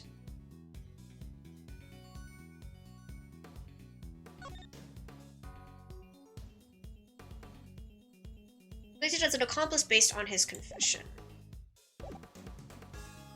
Hold it! So this is true according to the evidence that we have. I believe it was a confession that sealed Mr. Tangaroa's fate in the end. A confession secured by Mr. Von Karma, which should surely cast doubt on the final verdict itself. Overruled. Samson Tangaroa confessed to the initial investigating officer, one Detective Ian Seidman. The official records state that it was his interrogations that led to the conviction. Therefore, all I can say to you is the goddess of justice has already spoken. Or better yet, should have hidden a security camera in there. She really should have, yeah. Unbelievable! She just won't budge at all! Are these committee guys really that big of a deal? In many ways, they are a prosecutor's worst nightmare. So kinda like how the police are to a great thief, huh? Funny how you don't seem to have a problem working with the police when it suits you, though. Yeah, she's best friends with Gummy.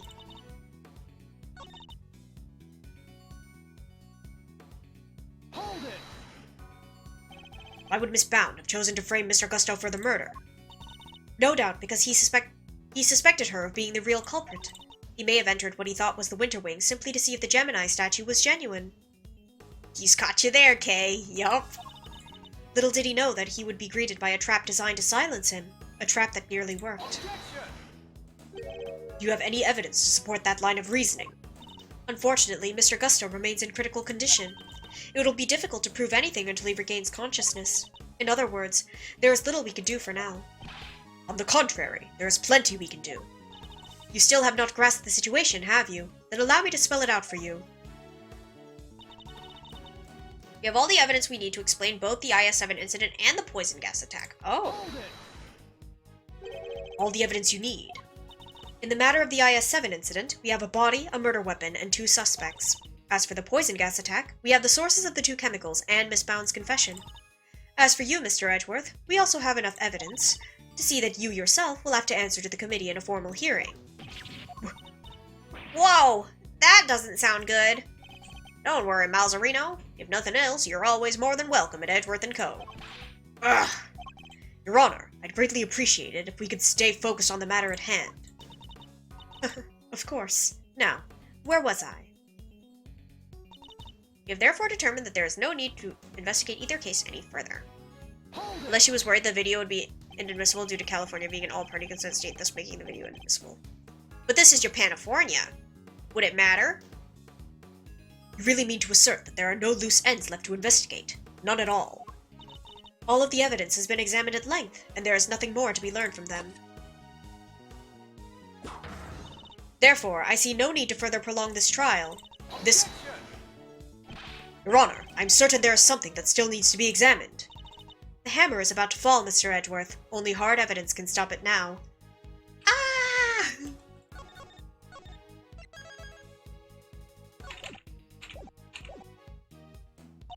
Present what you think requires further deliberation now, assuming there really is anything left, that is. This isn't over yet, not by a long shot. There's still one thing we don't have an answer to, and it's up to me to point it out to Judge Cavell.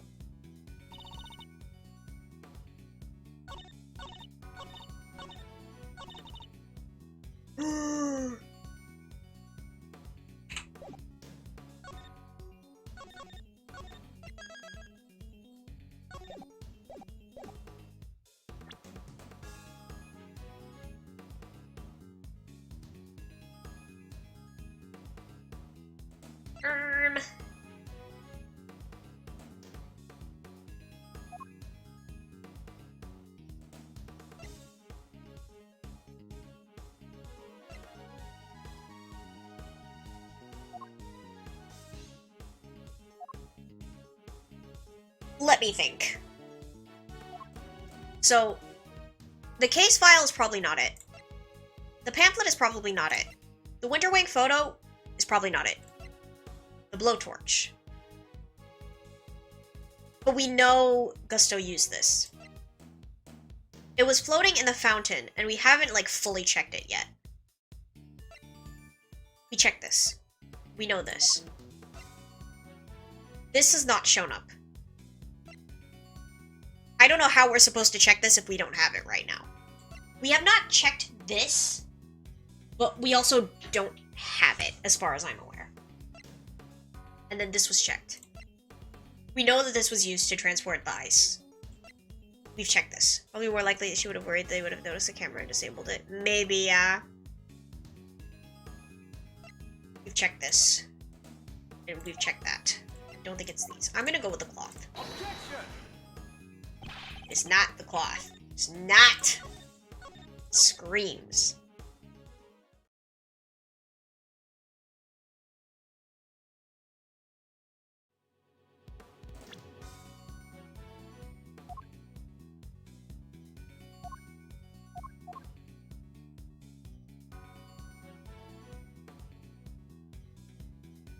Oh.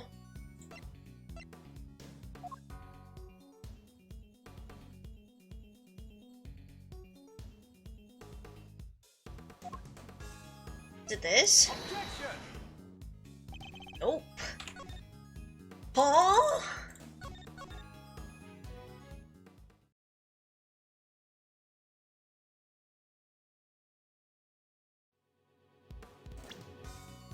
This? Objection! No. Edgeworth, hello? What do we need to check?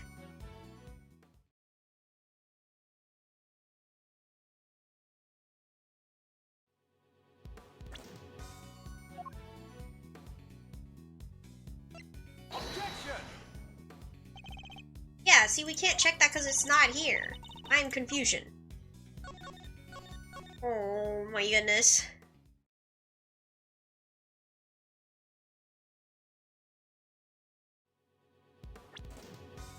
Is it a profile? Do we need a... But I can't submit that. Okay. Cool. Well, that at least rolls something. Oh.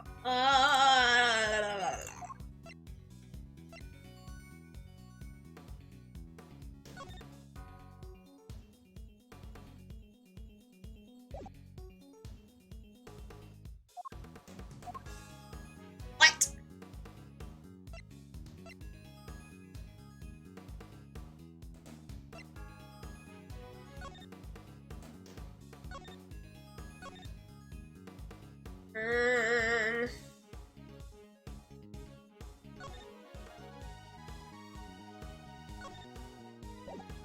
What? I'm so lost.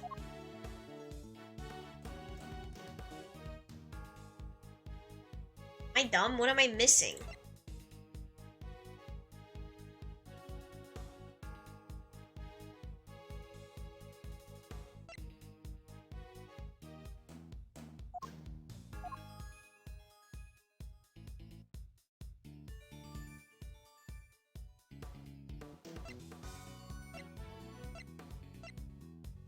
Objection! What?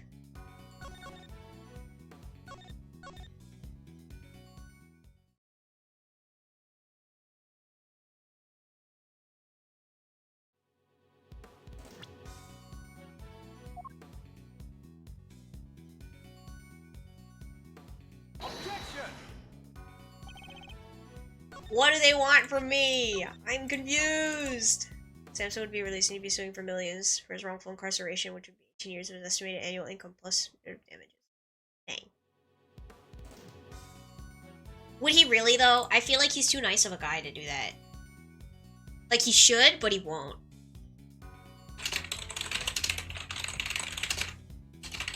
Hold on, I'm just gonna look up a walkthrough for this. I'm confusion.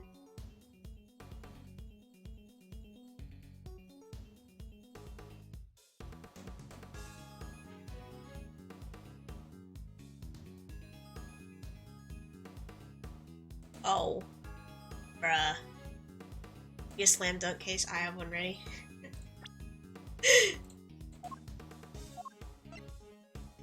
Objection! I'm sure it would be, though. Just gotta convince him to do it. I'm afraid there's still one question concerning the IS-7 incident that remains unanswered, Your Honor. Let me look so you don't spoil yourself. Oh, I played these games before. Don't worry, I'm not spoiling myself. I just forget the answers to things. Would you mind taking a look at this? What is it? They're test results carried out on the liquid at the bottom of the Gemini case in the Winter Wing. As you can see, traces of blood were detected. The question is, whose? Until that question is answered, I hardly think you can claim to have all the evidence. I thought we were just going to assume that it was already Frost, but okay, Edgeworth. There was blood in the Gemini case? Yeah, thank you, though. Why did I not hear about this from Eustace? Because Detective Gumshoe informed me of the results directly. I was planning to tell Mr. Winter about it myself, of course. You lie, Edgeworth. You lie. You kept this to yourself until now, despite having no jurisdiction here whatsoever. Mark my words, the committee will hear all about what you have done here today. As ever, my interest is in the truth, and if mistakes were made in the past, they must be rectified. If you must report me to the committee, then so be it. But in return, we must be allowed to investigate this case to the very end. That is not my decision to make. You will need to discuss it with Eustace. Guess who's back, losers? And with good news, too. It was a close call for a minute there, but Carmelo Gusto is alive. Gusto. He made it. He has a seahorse tattoo. I don't remember what voice I gave him. Pack from Weenie Hut Juniors, yeah. You're the ones who found me. Yep, long time no see, Gusto. You're the attorney's assistant. You've grown, and you have an assistant of your own now. Assistant? No, I'm... He hasn't got the gig just yet. This is Gregory Edgeworth's son. Prosecutor Miles Edgeworth at your service. Fate moves in mysterious ways. I'm in your debt. If you hadn't found me in time, I wouldn't be here, thanks. I wouldn't be here to thank you. Oh, you're very welcome. After all, if you hadn't lived, we wouldn't be able to ask you about what really happened 18 years ago. Bro does not care whether this guy's alive or not. What are you talking about? We figured out quite a bit while you were out cold, including the fact that you're probably the guy who offed poor Artie Frost. What? Is that true? Miss Bound set up a very elaborate trap to catch Mr. Frost's murderer. A trap that involved rigging the Pisces case with poison gas. Perhaps in light of that fact, you could tell us in your own words what happened back then. Or perhaps you'd rather exercise your right to remain silent. Oh, it's not that. Gusto here's a fan of the old meditation. You know, and all that jazz. Wow, sleeping while standing seems pretty cool. That's one heck of a talent. Except there's no sleeping involved in meditation, Kay. Hey, Gusto, old pal. How about you snap out of it and tell us what went down way back when? I was caught in the girl's trap, so I must be the killer. Is this your idea of a joke? I'm the victim here. Indeed you are, Mr. Gusto, and there is no evidence that you have done anything wrong yet. Mr. Edgeworth and Mr. Fender are merely speculating. Rest assured, they have no authority here, and that you may pay them no heed.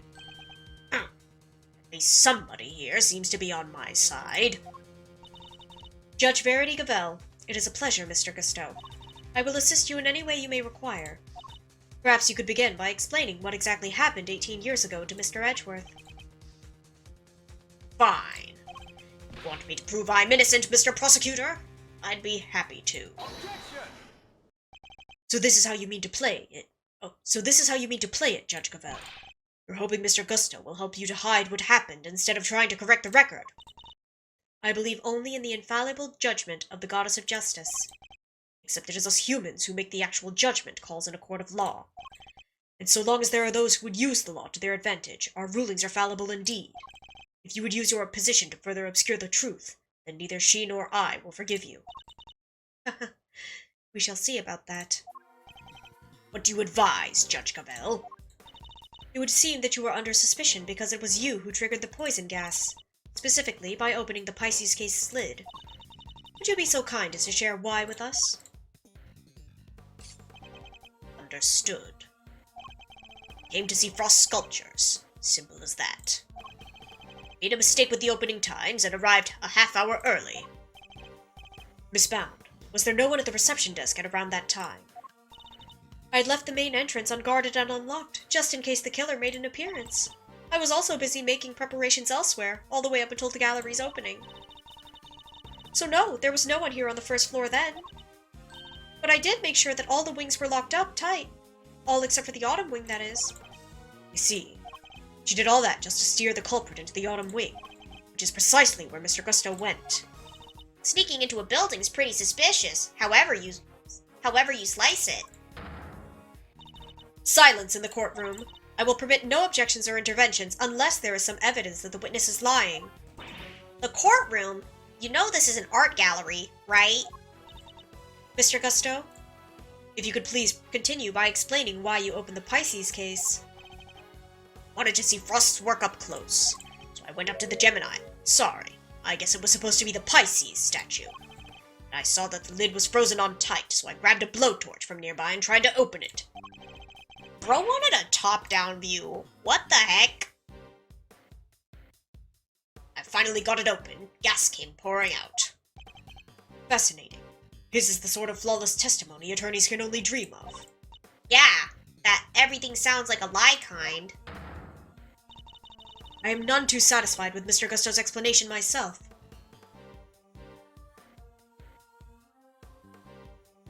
Alas, there is no evidence to refute it. Come on, there must be something. It's Bound's story you should be questioning, not mine. I'm not the one who gets set up the gas trap. She could have killed anybody with that thing. Objection!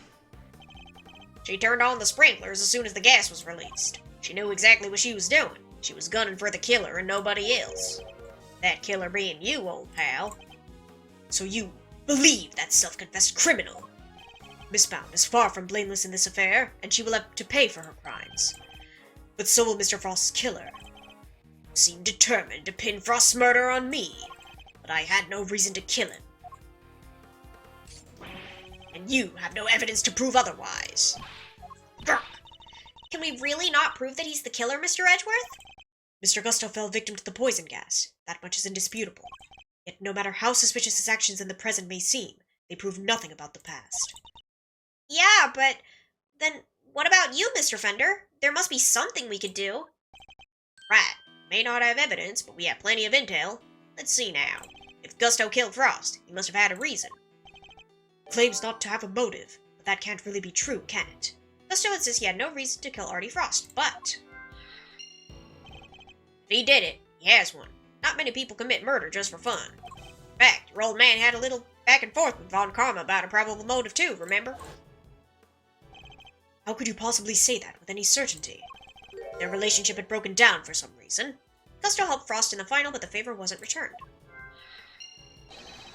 That could very well have been the motive behind this murder. Von Karma wouldn't let us talk to Gusto back then, but we can now. We could put the pieces together. I think the picture we've been looking for might just emerge. Yes, I think you might be right. I need to think back over everything we know about the IS-7 incident, especially the questions that never got answered.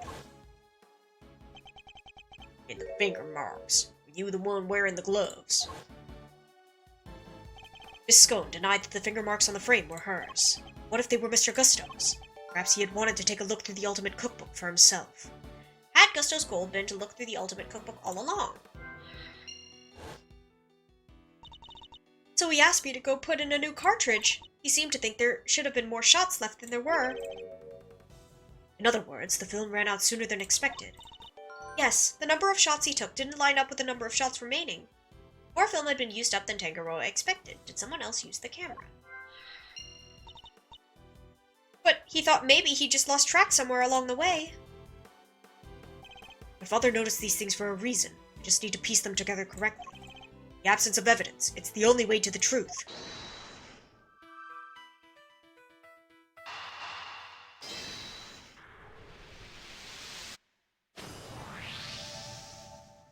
Mr. Gustav. Oh. You and Mr. Frost conspired to create works for the contest together, did you not? Huh. So you know my little secret. Mr. Fender was kind enough to inform me. Mr. Frost was in charge of the designs, while you were in charge of the flavor. Is that correct? What can I say? I still had a long way to travel on the road to becoming a master confectioner. But you only collaborated up through the semi-final. Something changed after that. Both wanted to show what we could do. Show that we were better than Tangaroa. Objection! Then why did you help Mr. Frost with his entry for the final? What grounds do you have to say that? Your own statement made to Mr. Von Karma 18 years ago. You told him that you had been working together right up until the day before the final. Mr. Frost's entry was carved entirely from blocks of flavored ice. Ice which would have needed at least a day to freeze. And whose flavors would therefore have already been prepared by Mr. Gusto. Yes, which lines up perfectly with what Gusto told me. That he helped Frost until the day before the final. In that case, why didn't Mr. Frost reciprocate and help Mr. Gusto in return? Can hardly be expected to read the minds of the dead. So, why didn't Mr. Frost help you in return? I submit that your relationship broke down for some reason, and that became the basis of your motive for murder. That's not how it was. Sure, we stopped working together, but it was all perfectly friendly. You stopped working together in a friendly way? Kinda hard to imagine, but okay. Besides, how do you think I did it exactly? Think I just strolled into Tangaroa's room and killed Frost? I couldn't have killed the man while Tangaroa was in there working on his chocolate pieces, could I? Gusto couldn't have killed Frost with Tangaroa in his room. So you see, it can't have been me. Wouldn't be so sure. There must be a window of time when Mr. Tangaroa wasn't in his room. I can prove that. I can prove that Mr. Gusto had the opportunity to kill Mr. Frost.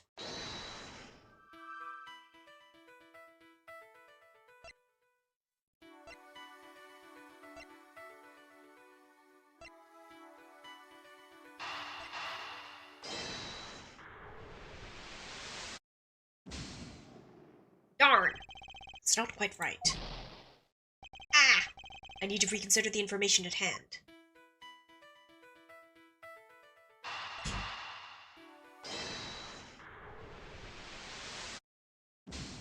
Ha!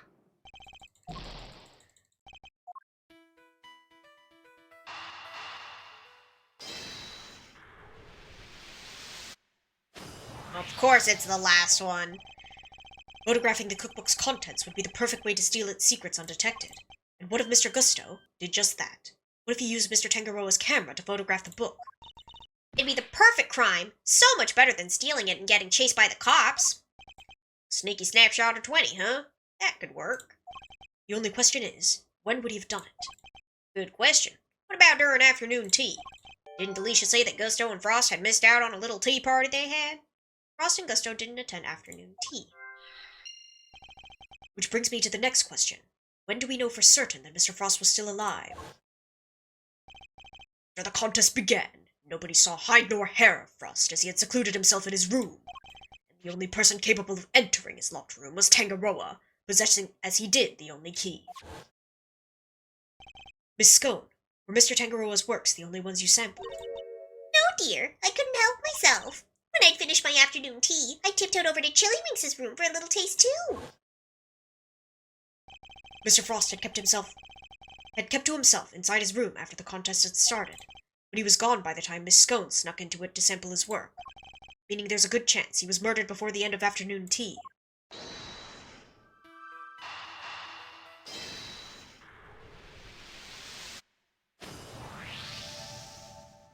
We could be sure that Mr. Frost was alive until the beginning of afternoon tea.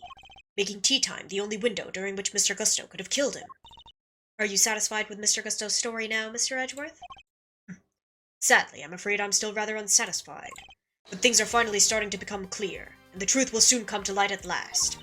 Do you mean to say that you have uncovered new evidence? Evidence? No. I was hoping I might convince Mr. Gusto to open up to us about it instead. Oh, is it mind games time again? It is. Mr. Gusto, I have a question for you. I said I have a question for you. Rah! What is it? You chose to make your entry for the final on your own. I told you I wanted to test myself. I wanted to prove that I was the best in the world. Objection! If that were the case, then surely you wouldn't have chosen to cheat in the first place.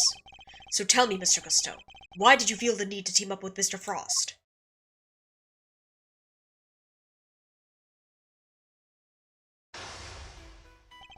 "18 years ago, Mr. Gusto and Mr. Frost collaborated in the confectionery contest. Why did they work together, and why did they enter the contest in the first place? That's the information I need to get out of my opponent somehow." 4. Mr. Gusto seems to have a habit of pretending to be asleep when things aren't going his way. Let's start by focusing on why he chose to work with Mr. Frost. By my hand, now is the time to dig up the truth that was buried all those years ago. Why did you collaborate with Mr. Frost? Mr. Gusto, what inspired you to collaborate with Mr. Frost? We're acquaintances before we were contestants.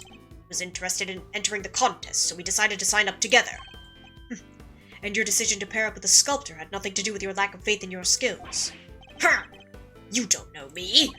We joined forces because we wanted to make the most perfect creations possible, that's all. What, you couldn't do that on your own? Oh. Darn.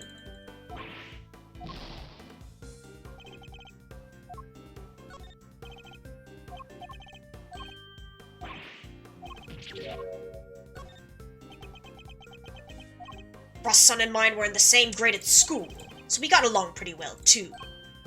Oh, so you were just two friends who happened to try for the title of world's greatest confectioner.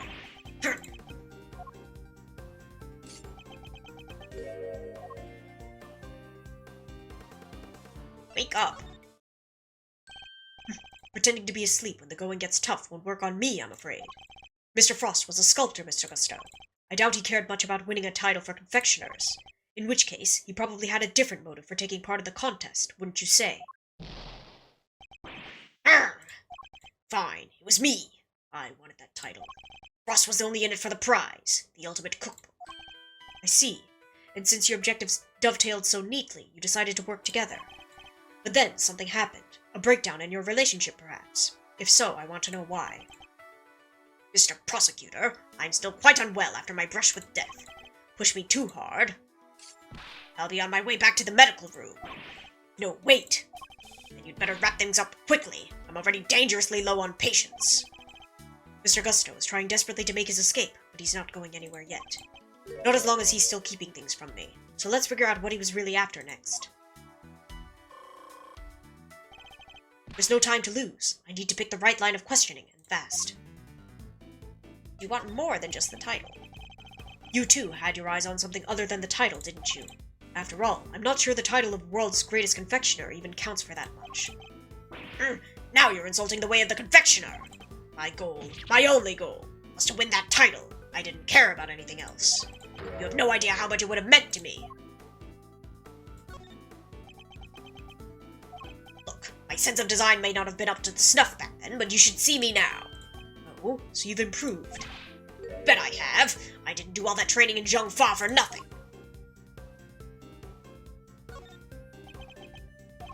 I looked up to Tangaroa, you know. Spent hours poring over the designs of his work. Even used to watch his show with my son. Sounds to me like Mr. Tangaroa's work was especially influential in your early studies. And with his recipe book, you might have even become the best someday. Maybe.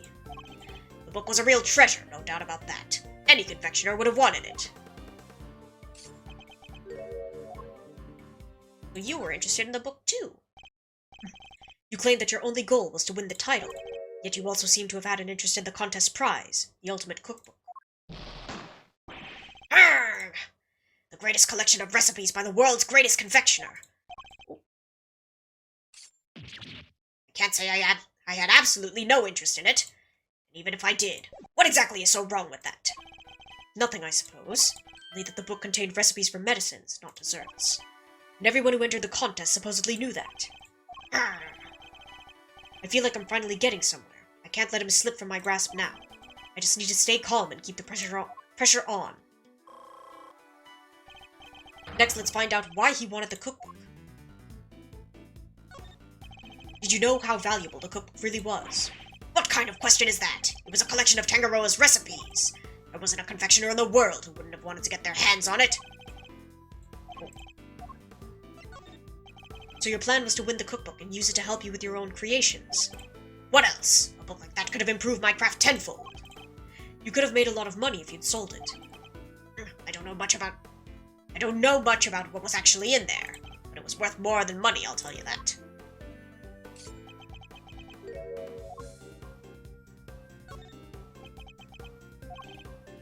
Still recovering.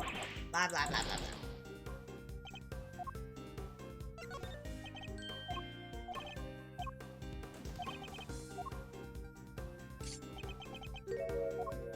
You know more than you're letting on. Come now, Mr. Gusteau. I think you know more about the ultimate cookbook than you claim. They told us a little about it at the start of the contest. Then you know what kind of recipes it actually contained, don't you? And that they weren't dessert recipes at all. Arrgh! I see you did your homework. Fine, so you know what was really in there. The ultimate cookbook, or the Angel's cookbook, to give it its proper title. It's a collection of chemical formulas and ways to synthesize new medicines nobody's ever heard of. So we did know that the cookbook actually contained recipes for medicines. This could be an important clue.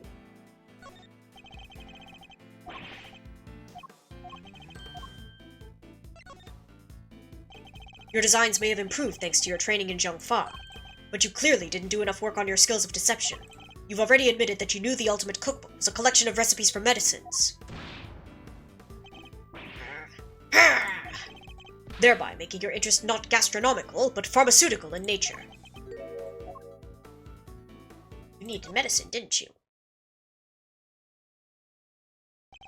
You're a confectioner, Mr. Gusteau. You had no professional interest in revolutionary new medicines, which suggests that your interest must have been personal. I underestimated you. Fine, you're right. Winning the title wasn't the only reason I entered the contest. I needed one of the recipes in that book. It was for my son. Sick. He was. Tell me more. That's none of your business. I've told you as much as you need to know. He looks rattled, but I can't let him off the hook. Let's find out what this mystery illness was. I've almost gotten to the bottom of this. I can feel it. Just a few more moves. Tell me more about your son. Tell me a little more about your son. He was my pride and joy, and my biggest fan. And you entered the contest in order to help him. You clearly don't have children of your own. Any father would have done the same. I would have done anything to help him. Anything. Come to see me here at the contest venue, too. Right up through the semi-final. Really, you didn't get in the way of your work. If you were trying to beat Samson Tangaroa, surely you didn't have time to look after a child. Yeah, well, I wanted to do what I could for him. He said he wanted to always be the first to try my creations. He wasn't too sick to join you. You said your son was sick, Mr. Gusteau, and yet he was able to come and join you for the contest. It wasn't that kind of illness. Nothing life-threatening, anyway. This feels like it could be an important clue. Could you tell me the name of the disease your son suffered from? You're a real cold customer, Mr. Prosecutor. Isn't it enough that he was seriously ill? Why would you force me to tell you more? But it wasn't life-threatening. You've already shared with me that your son's illness wasn't life-threatening. So why are you so reluctant to share any further details? It may not have been life-threatening, but that doesn't mean it hadn't been life-altering. I see. That must have been very hard on both of you. Of course it was. That's why I did everything I could to find a cure. We were desperate. He couldn't taste anything, not even his favorite desserts. Do you have a taste disorder? As I understand it, the Ultimate Cookbook contains the recipe for a very particular medication, one that Mr. Tangaroa used to cure himself of his own taste disorder. So he had it too! Too, you say? So your son had a taste disorder then, am I correct? Hurrah! How did I let that slip? You've been asking me to believe that you needed to win the cookbook in order to cure your son. Was that really the case? Of course it was. What are you saying? I'm saying that I'm not so sure that's true based on everything you've told me. I don't have a clue as to how to proceed with this line of questioning. Oh, my. So you needed the cookbook to cure your son?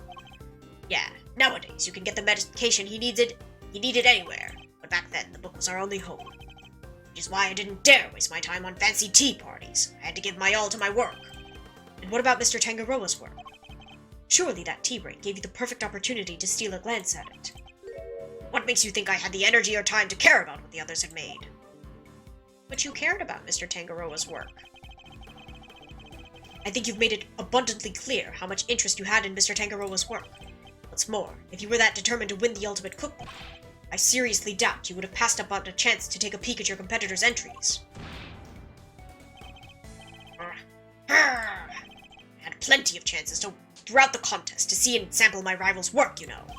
But each time I did, nothing seemed to have any flavor. Must have been nerves or something.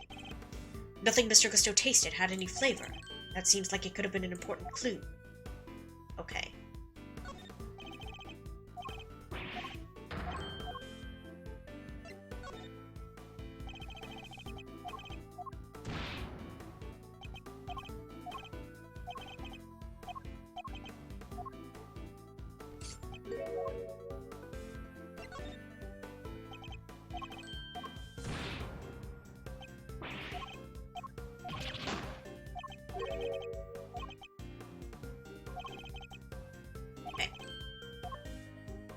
You were sick yourself, weren't you? Taste disorders are difficult to live with. It isn't easy not being able to enjoy your food. You should know, after all. You told me that you'd experienced something like that during the contest. You said that nothing you sampled had any flavor. Those were your words, correct? Which would seem to suggest that you were suffering from a taste disorder. Confectioner without a sense of taste. Not exactly ideal. Are you sure it wasn't actually your own condition you were seeking a cure for, Mr. Gusto? Brr! I've had enough of your speculations. I managed just fine in that contest. Made all my own entries, no problem. No problems, no problemo. Hello? You were working with Mr. Frost. Sorry, but I'm afraid you're contradicting your own testimony. You already admitted that you and Mr. Frost had worked together during the contest. It's too late to claim you did it all on your own now.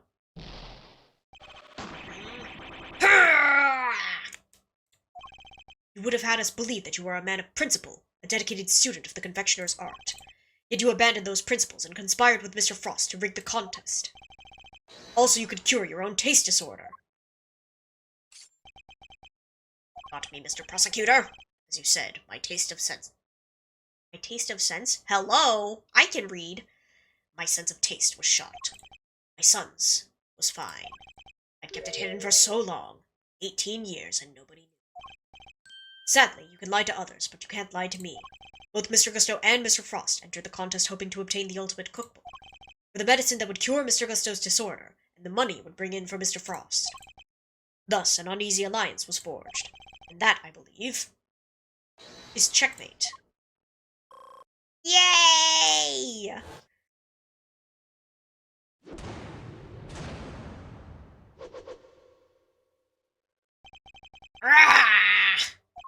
I'll admit it. You're good.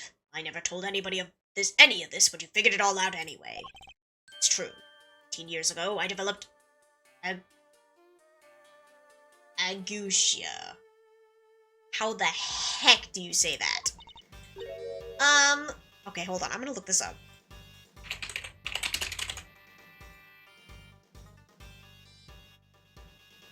Agousia. Agousia. Okay. What's agousia? It's a taste disorder that makes it so you can't taste anything at all. Confectioner's worst nightmare. Mr. Fender, is this what Mr. Tangaroa had as well? No, Big Man had what they call dissociated taste disorder. Dissociated. Basically, some things he could taste just fine, while others had no flavor at all. So he suffered too. Can't have been easy. Not when there wasn't a way to cure it on the market. Which is why you needed Mr. Tangaroa's cookbook. Do you admit now that that was the real reason you entered the contest? It's only one of the reasons. I wasn't lying when I said I wanted the title. When I put my mind to something, it gets done, and I won't lose to anybody. I may not have been able to taste it then, but I still knew my stuff was good enough to win. Oh? So you went into the final thinking you stood a good chance of winning? Of course. What was it that Fender said about what Mr. Tangaroa thought of Mr. Gusto's creations? Mid. Mr. Gusto's creations were a perfect balance of flavor and design, at least up through the semi-final. But disappointingly, his entry for the final was subpar on both counts. We were told that your entry for the final was far from the prize-winning taste sensation you describe. What happened, Mr. Gusto? What went wrong that day? Fine. Want me to talk, I'll talk. But you're not going to like what I have to say. My entry for the final. Frost and I were working together right up through the semi-final. I handled the flavor and he did the designing. I wanted to face Tangaroa in the final on my own. No help, just me and my skills. So I helped Frost with his entry, but mine I did alone. If it didn't taste good in the final, that's on me. What can I say? I lacked training. That's all there is to it. Happy now? Ugh, doesn't seem to be any obvious contradictions in his testimony. Yep, not that I thought it'd be easy to get anything real out of him. He's managed to not let slip what really happened for 18 years after all. Why don't you try pushing him a bit, Malzarino? See if he can't shake something loose. I think I just might have to, Fender.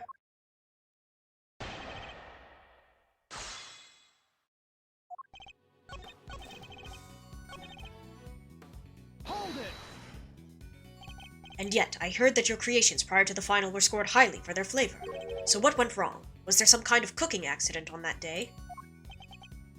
No, nothing like that. It was... I told you, I had a taste disorder. My sense of taste failed me. It's as simple as that. But Mr. Frost's entry was complimented on its flavor. Your sense of taste hadn't failed you then. Did something happen overnight? I don't think he's gonna spill any more beans, Mr. Edgeworth. Then perhaps I should ask him about something else. Ask about the semi-final. Did something change between the semi-final and the final, Mr. Gusto? Not really. The only difference between the semi-final and the final was that Frost wasn't helping. Hold it! So you really completed your final entry without Mr. Frost's help. I may not have had his designs to lean on, but I knew I was still solid when it came to flavor. So the visuals were the only thing that changed between the semi-final and the final. Sure, Gusty, old pal? Gonna have to call you out on that one, I'm afraid.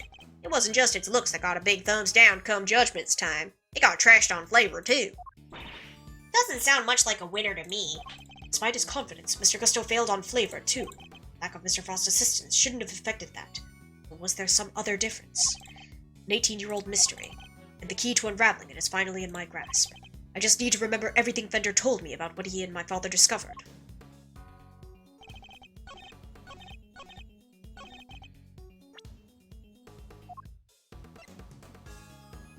Up through the semi-final. Objection!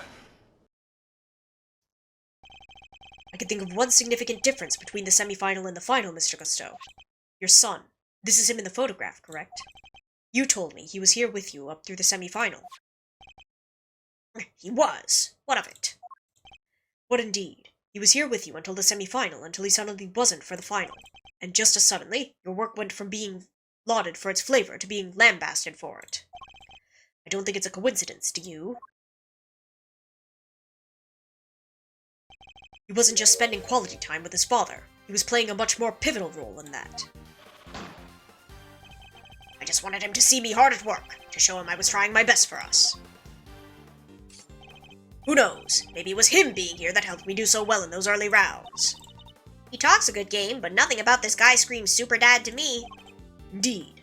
Thankfully, we would only have to give such an idea credence if his story were true. After all, how much could the encouragement of one small boy affect the taste of a grown man's work? Mr. Gusto prided himself on the flavor of his creations, but then he lost his sense of taste. He must have had a tough time maintaining his high standards after such a devastating loss. Unless... I'm sure your son was here to cheer you on, but that wasn't all he was here to do, was it? You're a very suspicious man, Mr. Prosecutor, but why not try answering yourself for a change? What was an elementary school kid doing here other than to support his father? To taste your creations. Yummy. Your son knew the taste of your work pretty well, I imagine, Mr. Gusteau. He was my biggest fan. Of course he knew. In which case, he would have been a good judge of whether something tasted on brand, so to speak. No? What are you implying?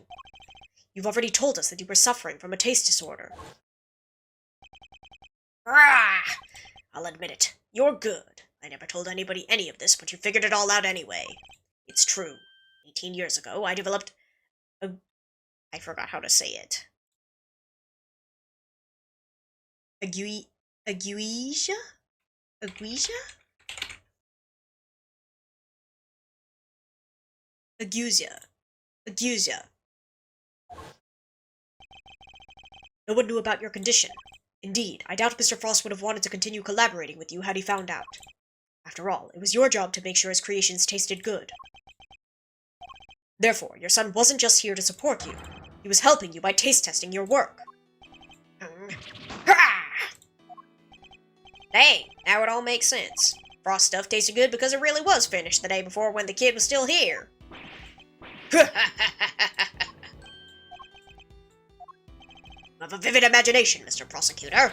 But do you seriously think I'd trust a kid to tell me how to adjust the taste of my masterpieces? I have some pride, you know, even back then. Did you now? My designs may not have been much to write home about back then, but I always knew my work tasted better than anybody else's. You think I'd risk everything by putting my reputation in the hands of a child? This is just more speculation. That's all it is. Ugh. In that case, I ask you to speak with your son this instant. Let's see how much of your story he can corroborate. Sadly for you, my son is no longer my concern. What? As soon as I got my sense of taste back, I went straight to Zhangfa to start my training, and cut off all ties with the kid for good. What? You abandoned your own child. Welcome in, LB and Raiders. How was your stream? Tag got you back. You did. What were you guys doing? Welcome in, everybody. Please go follow LB. We are playing a visual novel today. Good. Went through episode 3 and 4 of Walking Dead Season 1. Nice, nice. How was it? Also, if you need a raid and... sorry. I'm so brain dead right now. But if you guys need a raid and run, that's totally fine. But if you're going to stick around, this is case 3? Is it case 3? Case 3 of Ace Attorney Investigations 2, and we're at the end of it. That's a lot of Furbies. If you want to stick around for that, awesome. But if not, that is totally okay. Had to fist fight, shoot, and get attacked. Let's go. Thank you for the hydrate and stretch kimono. Ooh. Ow. I am cracking.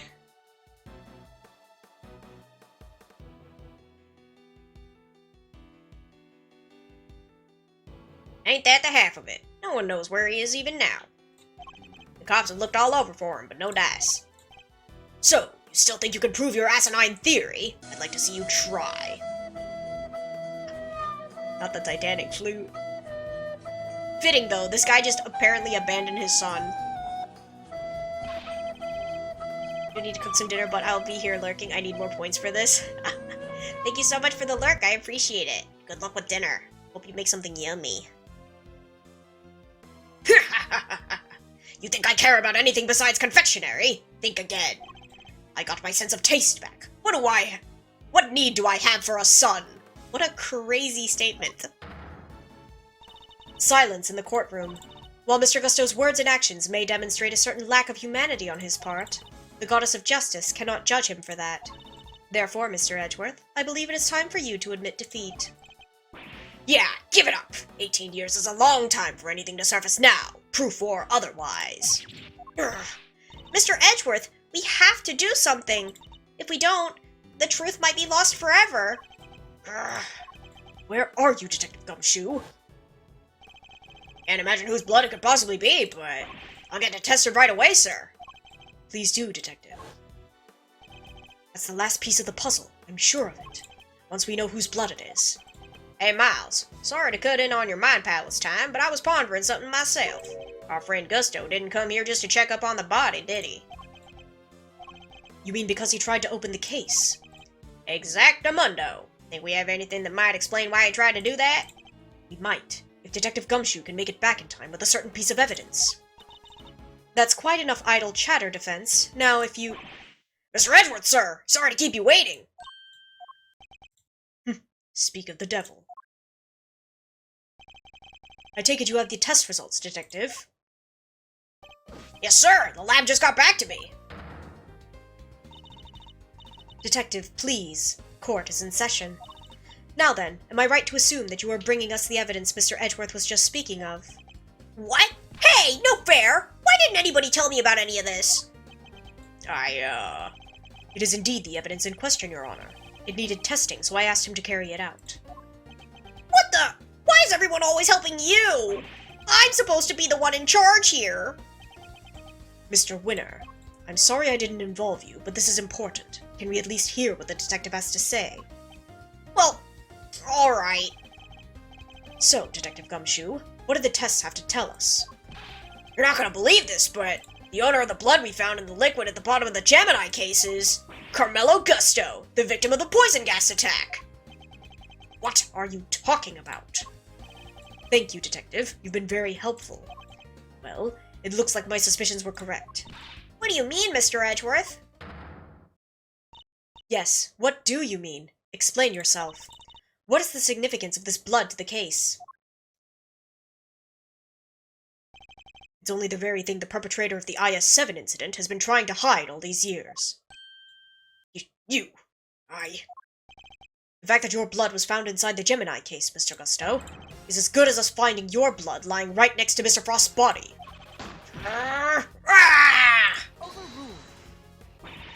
Why would there be traces of your blood there, of all places, Mr. Gusto? If you won't answer her, Your Honor, Mr. Gusto... if you won't answer her honor, Mr. Gusto, then I will. There wasn't just blood in the liquid from the Gemini case. There were traces of salt and sugar, too. There were. And if you remember, one particular part of Mr. Frost's work was allegedly very salty indeed. Oh yeah. You're talking about what Delisha told us back then, right? What was it again? Did they ever? I've never tried ices so scrumptious in all my life. Really? Man, I wish I could have had a bite. Well, scrumptious except for the salty bit, of course. That was unbearable. The salty bit. It's in the other photo you've got there. This bit, the harpy thing. Gemini's lyre. Yes, the lyre, and only the lyre, tasted as if it had been flavored with salt. There were no traces of salt anywhere else in Mr. Frost's entry. Very interesting. Then perhaps you can tell us, Mr. Edgeworth. Where did the salt on the lyre come from? Take that! This is the lamp from the IS-7 incident. Indeed, and I believe the salt that gave the lyre its flavor came from just such a lamp. A lamp, not a lump. Mr. Von Karma had established that both salt lamps were in Mr. Tangaroa's room at the time of the crime. One of them was used to kill Mr. Frost. And it was stained with his blood. But no corresponding pool of blood was found in Mr. Tangaroa's room. Right, because the culprit had chucked the piece of chocolate with that on it into the little stream. Furthermore, aside from the lyre, no traces of salt were found anywhere else in Mr. Frost's room either. Hey, come to think of it, the lamps we found in Delisha's room were both broken. Lamps appear to be broken. Bulbs are... Bulbs. Rain? Voice. Hello. Bulbs are smashed. Both of them. Maybe they fell and broke on the floor. Never did figure out how the one that wasn't used to kill Frost got busted in the butt. Are we thinking maybe it had Gusto's blood on it at some point? Anyone whose blood was found on one of the lamps would have been a person of interest to the police, so the killer needed to hide the blood somehow, and in a way that wouldn't arouse suspicion. And you're seriously suggesting that the lyre was used to do just that? I am. Oh. I suspect that the bloody salt was somehow applied to the lyre so that it could be hidden inside the case. because unlike the fountain water, the sculptures would have needed more time and care to test properly. And so, he waited and waited for his chance to dispose of the liar undetected. Then the reason he's here today is... 18 years ago, Mr. Frost's body and the evidence pointing to his killer were taken away together. This, of course, was not part of the perpetrator's plan, and thus a new dilemma arose. The possibility that the body, the incriminating evidence, or both would resurface one day. But back he comes 18 years later, sneaking in bright and early to try and cover his tracks. Well, Mr. Gusteau, are you finally ready to admit it? That you are the one responsible for the IS-7 incident? Mr. Gusteau, it's all because of you that Samson...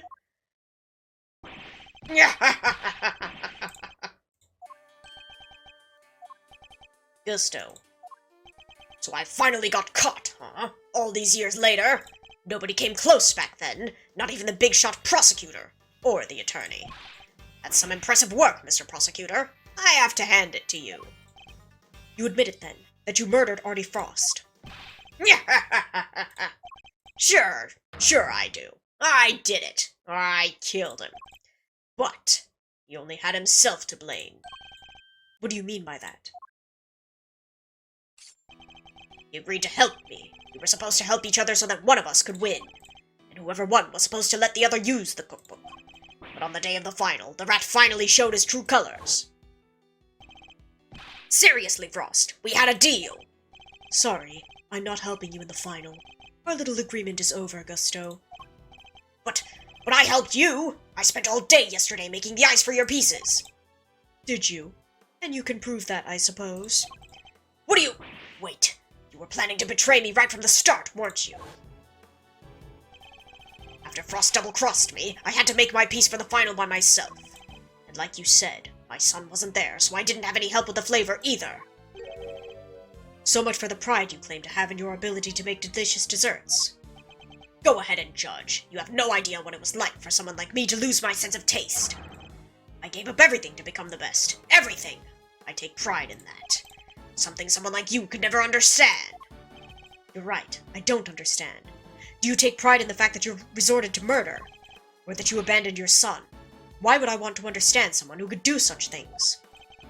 Man can't afford to rely on other people. I learned that the hard way 18 years ago. My son never showed up on the day of the final. And in hindsight, I wouldn't be surprised if Frost was the reason why. Why would you think that? What exactly happened to your son? Who am I supposed to know? I told you, he's none of my concern anymore. And according to you guys, nobody knows where he is now either. And you don't care? You're horrible! So with his disappearance, so too went your chances of winning, correct? Yeah, I had to find another way of getting my hands on that book. That's when inspiration struck. I decided to skip afternoon tea and snuck into Tangaroa's room. It should have been so easy. All I had to do was photograph the formulas I needed to get out of there. But then Frost showed up. Why he look like that? I thought I might find you here. Stealing recipes from the famous cookbook, Frost! What's this? A cure for taste disorders? Oh no, that's just too tragic. A confectioner who can't taste anything. What will people say? If you tell anybody, I'll... Ah!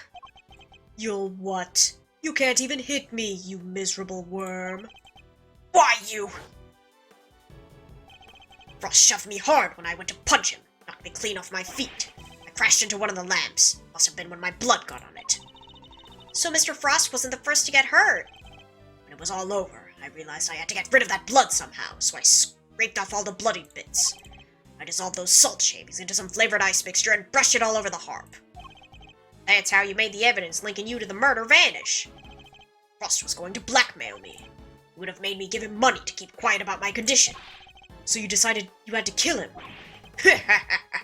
Yeah, I guess I did. Why would I let him live? Would you want someone holding something like that over your head? Besides, he's the one who drew first blood. Makes for a solid case of self-defense, don't you think? So that was the impetus behind it all. Anyway, I initially took the lamp to Frost's room. Went straight there once I'd figured out how I was going to hide the bloody part. Inspired by all the ice sculpting tools lying about the place, I guess. You're not as dumb as you pretend to be. Yeah, figured I could use them to chip it off and grind it up. Once that was done, painting the stuff all over the harp was easy. But why Samson? Why did you have to frame him? I never meant for the cops to pin it on him. It was your fault, you and the rest of them. Why do you think I went to the trouble of placing the lamps and cloth back in Scone's room? There's only one reason to plant the murder weapon in the room of another contestant. Not how that works, Gusto, real. And that's to cast suspicion on that person. What? You tried to frame me, Gusty Pants? Yeah, But why? Why poor old me? I respected Tangaroa. He was the best, a true champion. I would never have wanted him to take the fall. But you're a fraud. Your work wasn't even real. You had no respect for our craft at all. You deserve to be punished for what you did. Oh, Gusty! How could you? Had you refrained from eating Tangaroa's work, Frost's body wouldn't have been found. My plan was to wait until Tangaroa was judging your room. That's when I'd sneak the corpse into Frost's room and freeze it. But thanks to you, Bound here found it before I had a chance to retrieve it. I don't understand. Why did you need to freeze his body at all? Ha! Why indeed? Mr. Edgeworth, surely you must know. Why did Mr. Gusto need to freeze Mr. Frost's body? To obscure the time of death. Mr. Gusto needed to freeze Mr. Frost's body in order to obscure the time of death. If they determined that the murder occurred during afternoon tea, he would have been an obvious suspect. Bingo! Freezing Frost's body wasn't simple. Preparing everything took time. So I decided to put his body in the chest in Tangaroa's room while I got everything ready in Frost's. At the time, it seemed like the perfect hiding place. I never counted on some gluttonous pharmacist showing up and making the whole ship collapse. I still don't get it, though. Why disguise the body as an ice sculpture at all? The sooner it was found, the smaller the effect of freezing it would have had on masking the time of death.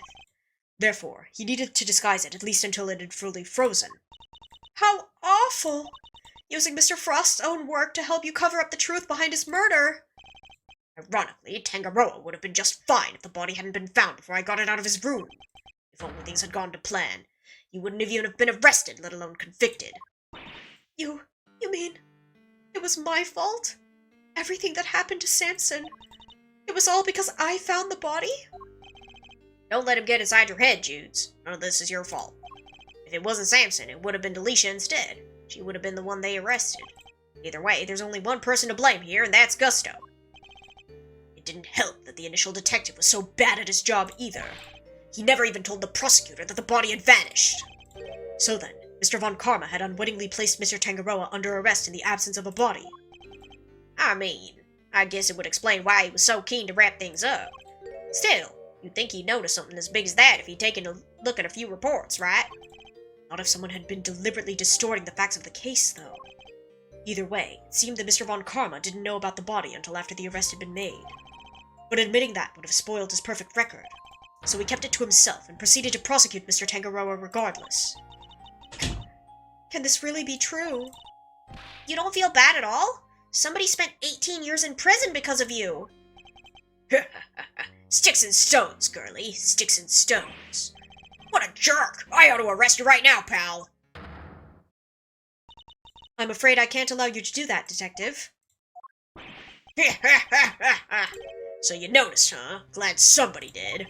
The judge is right. You can't lay a finger on me. What? Why? You just confessed to murder. No idea, huh? Then I guess I'd better lay it out for you. Why you can't arrest me? I killed Frost 18 years ago. The statute of limitations for murder in this country is 15 years. Do the math. You can't arrest me. Think I'd have confessed otherwise? That's right! Statute of limitations is only 15 years. Yeah, but bro is in Zhongfa. Statute is suspended should the suspect flee to a foreign country. Is this really the end of the line, Mr. Edgeworth? Once the statute is expired, he can't be charged, so... But... Hi, Lucy.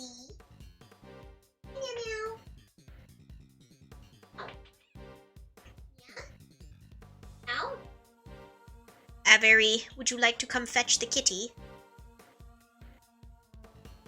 She would like to be released.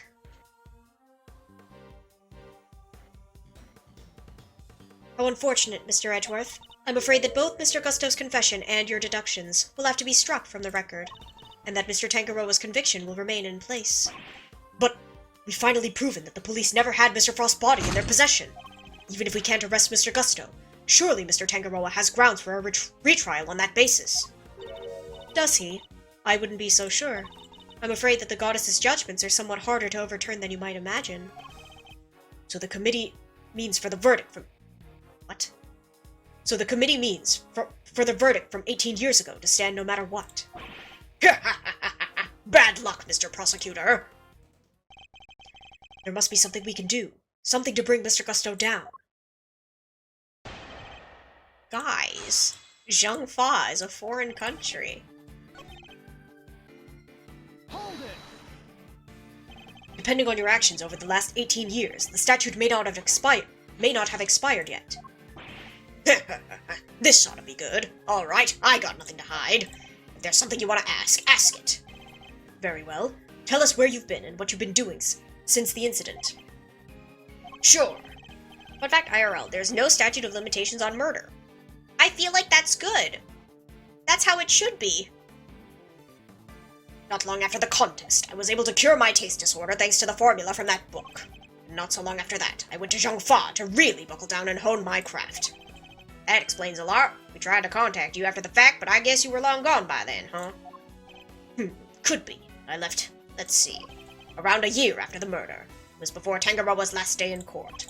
Going to Zhengfa was the best thing I ever did. Flavor, design, I'm the full package now. Dog. Objection! And all on the backs of those whose lives you destroyed. What's an omelet without a few eggs? Nothing, Mr. Prosecutor. Nothing. You're evil. Sticks and stones, girly. You can't arrest me, and that's all that matters. I need more to work with. There has to be something I can get out of him. Maybe I can push him further on the statements he just made. Is there anything I should follow up on? His training in Zhengfa. I'd like you to tell us more about your training in Zhengfa, if you wouldn't mind. Fine. I later went to Zhengfa to train and finally became the best in the world. Hold it! Zhengfa. And you were there for a while, I imagine. Yeah, I left some time after the investigation had wrapped up. I'd been meaning to go there and start my studies for a while. And thanks to the hard work I put in...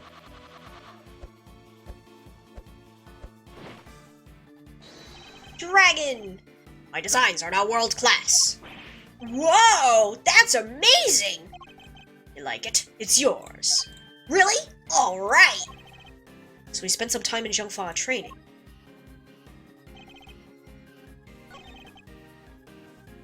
Is it just here?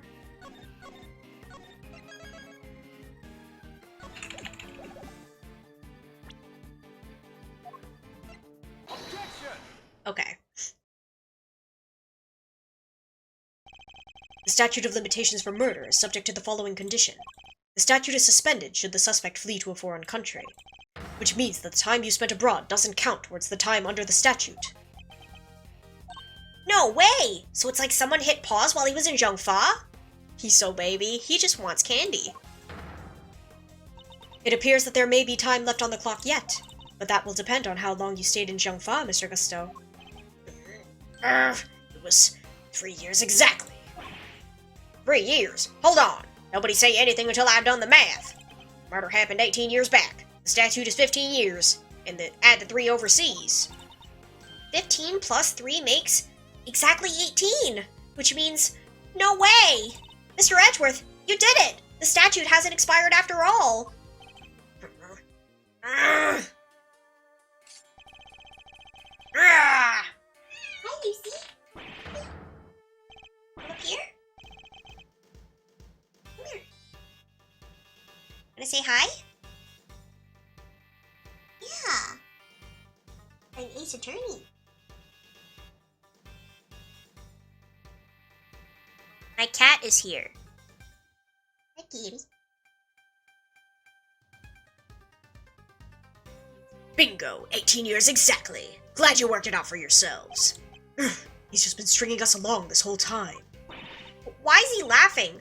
We're good, aren't we? We can arrest him now. Hate to break it to you, little sis, but IS-7 went down at the end of December. It's April now, which means, strictly speaking, it's been 18 years and 4 months since Frost's murder. If Gusto's stayed in Jiangfa really lasted 3 years on the nose, it's not enough. We're a few months short. Not enough? But... The Ace Kitty. What did I tell you? You can't touch me! I hate to admit it, but he'd read the board well when he made his confession. How unfortunate, Mr. Edgeworth. If only the statute had been suspended for another year. Those who would overturn the goddess's judgment must be willing to pay the price should they fail. And you, Mr. Edgeworth, have failed. Whoa! There must be something I can do.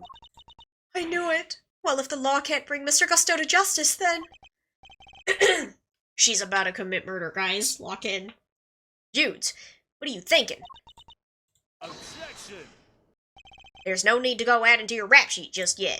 We're not done here. Far from it, because there's still a way we can nail him. There is? Alright, Malzarino, pep talk. I need you to think back over everything we know about the case. Gusto's overlooked one critical thing that you yourself were led to believe wrongly about. Which is? He wasn't there for Samson's last trial, remember? Best I can tell, he doesn't seem to know what the final verdict that came down that day is. Which means there's still one way left to us. Crack open your statutes for dummies there and take another look.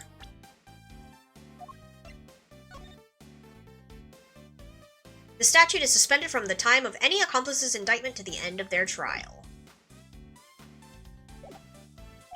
17 years ago, they really did a number on Samson and framed him like a pretty picture. But if we make good use of that verdict now, we can make Gusto pay in full for what he's done. Bender, are you... Those who would overturn the goddess's judgment must be willing to pay the price should they fail. Samson's my client, Miles, and I can't bring myself to use the source of his pain as a weapon in this fight. Whether we play our last card or not, it's gonna have to be up to you. Let me save!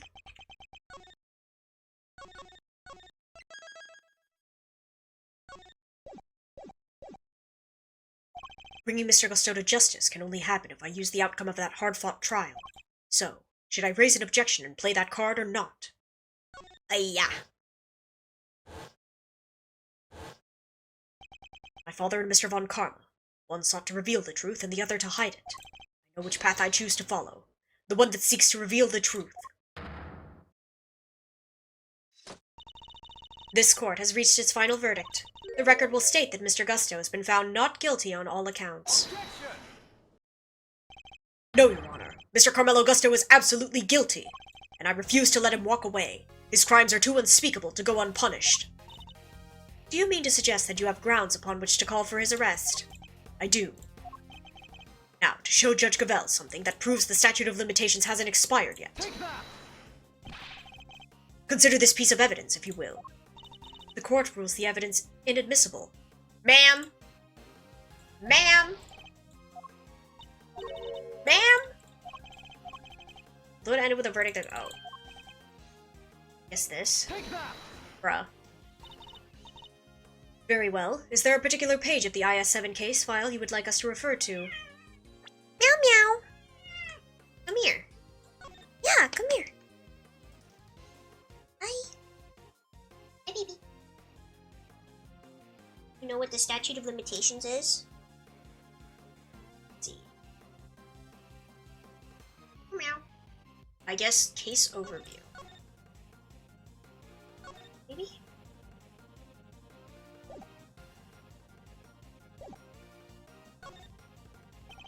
Nope, not that one. I should have saved. It's fine.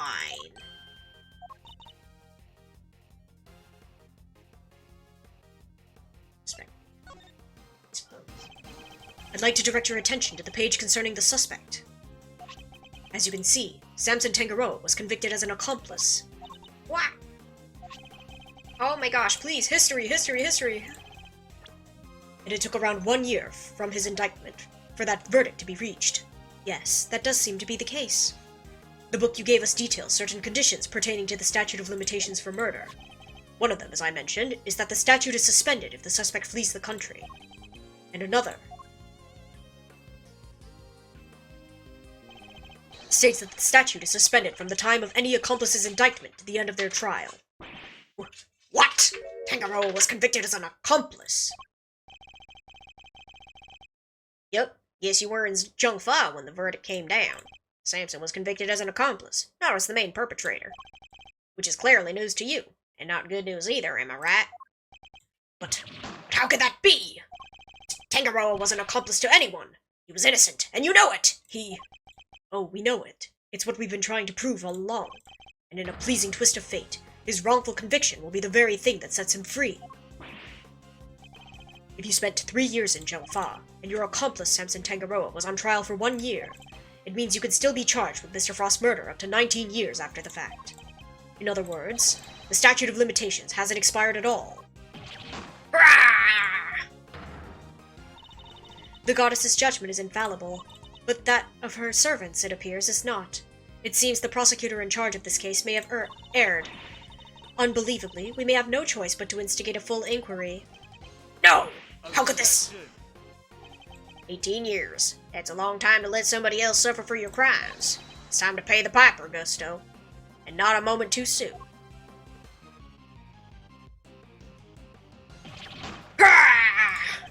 But I'm finally the greatest! My brilliance has been recognized! I gave up everything for this! Everything! Even my son! More's the pity. But you can't run from the law forever, because the bills come due at last.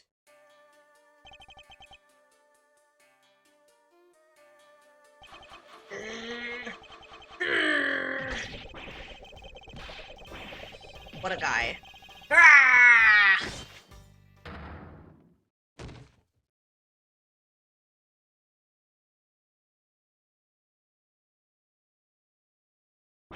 Mr. Gusto's all set for his trip downtown, sir. Oh, good. Which means it's your turn next, right? I suppose so.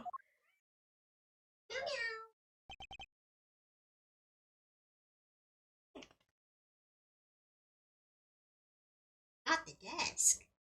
The desk. Judes. Busted indeed. I'm so sorry, everybody. I've caused you all so much trouble. But thank you. Thank you so much for bringing Mr. Gusto to justice at last. I'm afraid there's no escaping the consequences of your actions, Miss Bound. Those actions were born of the legal mistakes that were made all those years ago. We all know that. So allow me to apologize in return, on behalf of the prosecution. Oh, no. I have no one to blame but myself for it all, starting with those sculptures. No desk kitty. No PC kitty either. Time to pay the piper, Judy. Indeed. Hey, Judes. You think maybe you might want me to represent you? I'm not some nervous newbie anymore. There's no way I'm letting you take the rap for everything. Oh, that's a massive tear. Oh, I'd be honored. Thank you, Mr. Fender. Why do they look like that?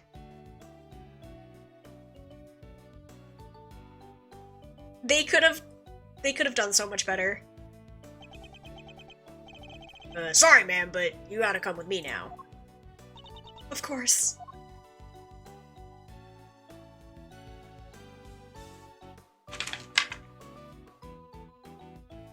Hey, kitty. Please don't play with that. Yeah, don't play with that. Judge Cavell, why did you lie to us? Hey.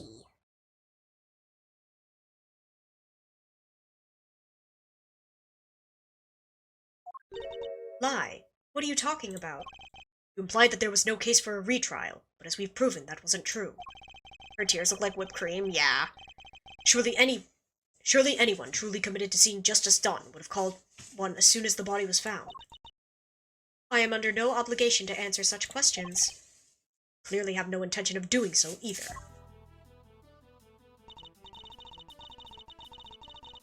Truly, you are proving to be quite a threat to the Committee for Prosecutorial Excellence. As such, you give me little choice but to report back on your continued transgressions. No doubt you will be called to appear before the committee in due course.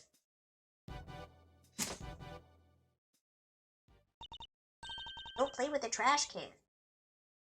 Now I must be on my way. What the heck? And after you caught the real killer and everything. Isn't that what prosecutors are supposed to do? Regardless of how it may all play out, I will never regret what we accomplished here today. He's still looking at 10 to 15 years, if not more, for conspiracy to commit murder and attempted murder. Yeah, but at least Samson can go free, finally. Mr. Edgeworth. Hey, Mr. Edgeworth! Yes? Why did you stick your nose in this case anyway? You weren't even on the job! My job is to bring the truth to light, Mr. Winner. Not only as a prosecutor, but as a person. I don't get it. I wouldn't expect you to understand. Not as long as you believe that closing a case makes you a winner. That's going way over my head. I'm going home. What was that all about? Eustace still has a lot to learn is all. Milesy Wilesy! Yes? I just wanted to say, old Greggy Pegleg would have been so proud of you today. Oh, look at me tearing up. That and thanks for helping poor Sammy Poople. Of course. Hey, Edgy, looks like you cleared everything up, huh? So, what happened exactly? I was kind of busy sketching. Wait, where'd Judy and Verity go? Wow, you really weren't paying attention, were you? Though I am loath to admit it, Larry's sketches did come through for us on more than one occasion. Not that I'm about to tell him that. Put it with the glaring, will ya? Whatever I did, I'm sorry. Calm down, Larry. I wasn't glaring at you. You totally were. You're just like your pop. He was a terrible liar, too. He was. Hey, You're gonna stop my stream again. Have you stand up?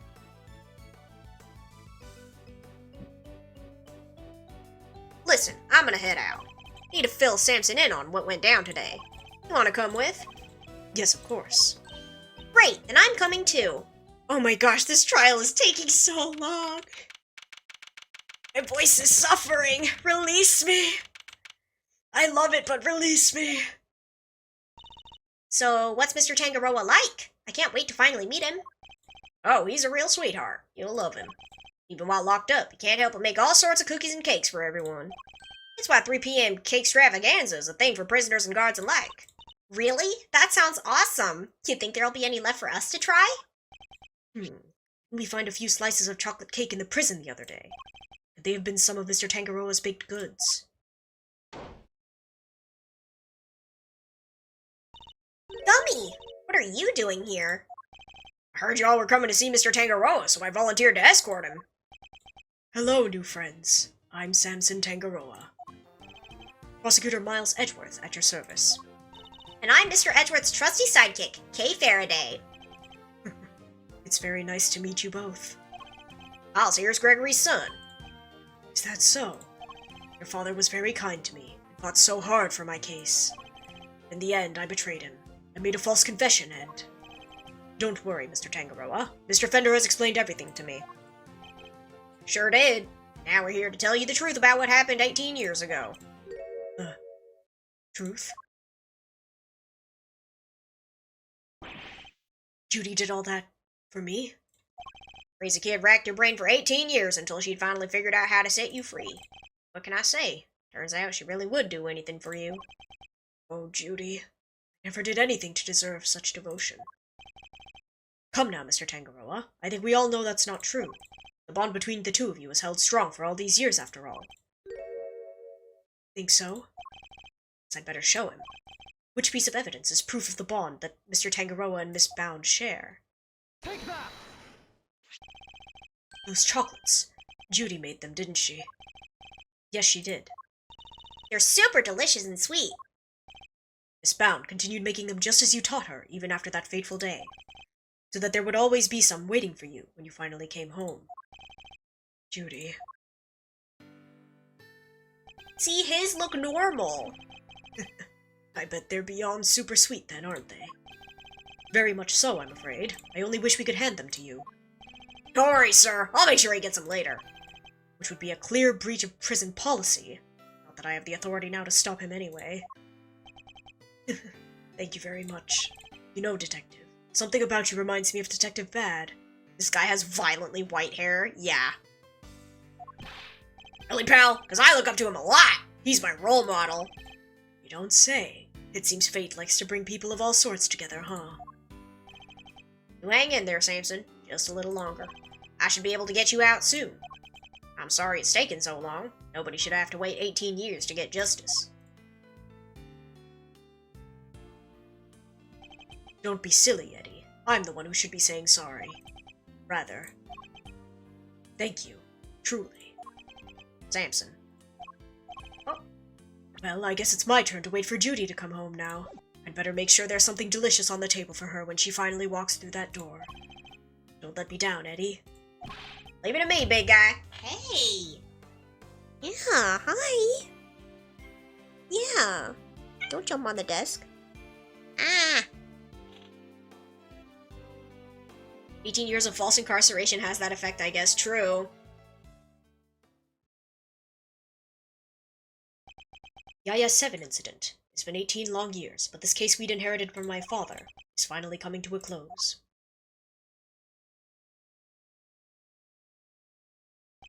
Hey, Miles. Thanks for today.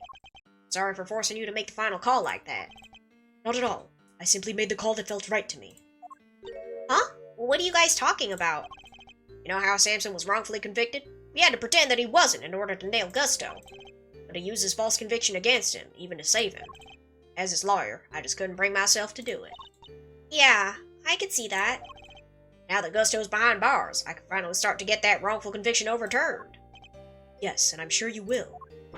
Wait a minute. Does this mean that even if you were only doing what's right, if the false conviction had been overturned before today, Mr. Gusto would have gotten away scot-free? Yep. It's what we folks in the trade like to call a legal contradiction. Law is far from perfect. Because of things like legal contradictions, right? Yeah, but you never know. Things might change. The law's always evolving, just like us humans. Your Uncle Eddie and Malzarino included, am I right? The potential for growth and change. People and the law, huh? So, Miles, are you going to keep fighting crime as a prosecutor, or help people as an attorney? Something tells me you've got a big decision ahead of you. One only you can answer. No. Well, let's just say I won't complain if you show up at the office one day. On that note, it's time for me to skedaddle. I owe you big time, and I always repay my debts. But for now... Thanks again for today. I mean it. What a guy. Did he seem kind of in a hurry to get out of here to you? Did. Honestly speaking, I'm the one who owes him a debt of gratitude. After all, he gave me the chance to reckon with my father's final case. When I was a boy, all I ever dreamed of was becoming an attorney like my father. Then, during my time with Mr. Von Karma, I learned the way of the prosecutor instead. Eventually, with the help of some good friends, I found my own voice and a new way to live. Now, my career as a prosecutor is at risk of being taken away from me. It may be time to take another long, hard look at how I want to live my life, whether I like it or not.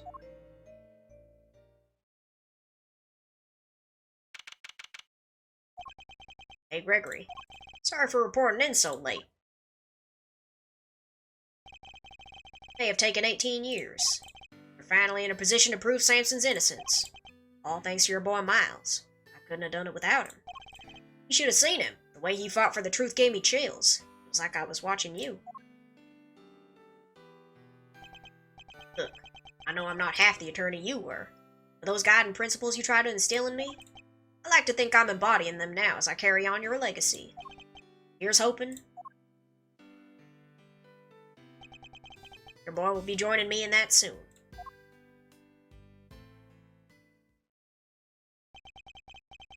I'm going to fight crime as a prosecutor, help people as an attorney. What is the right answer? Which path should I choose?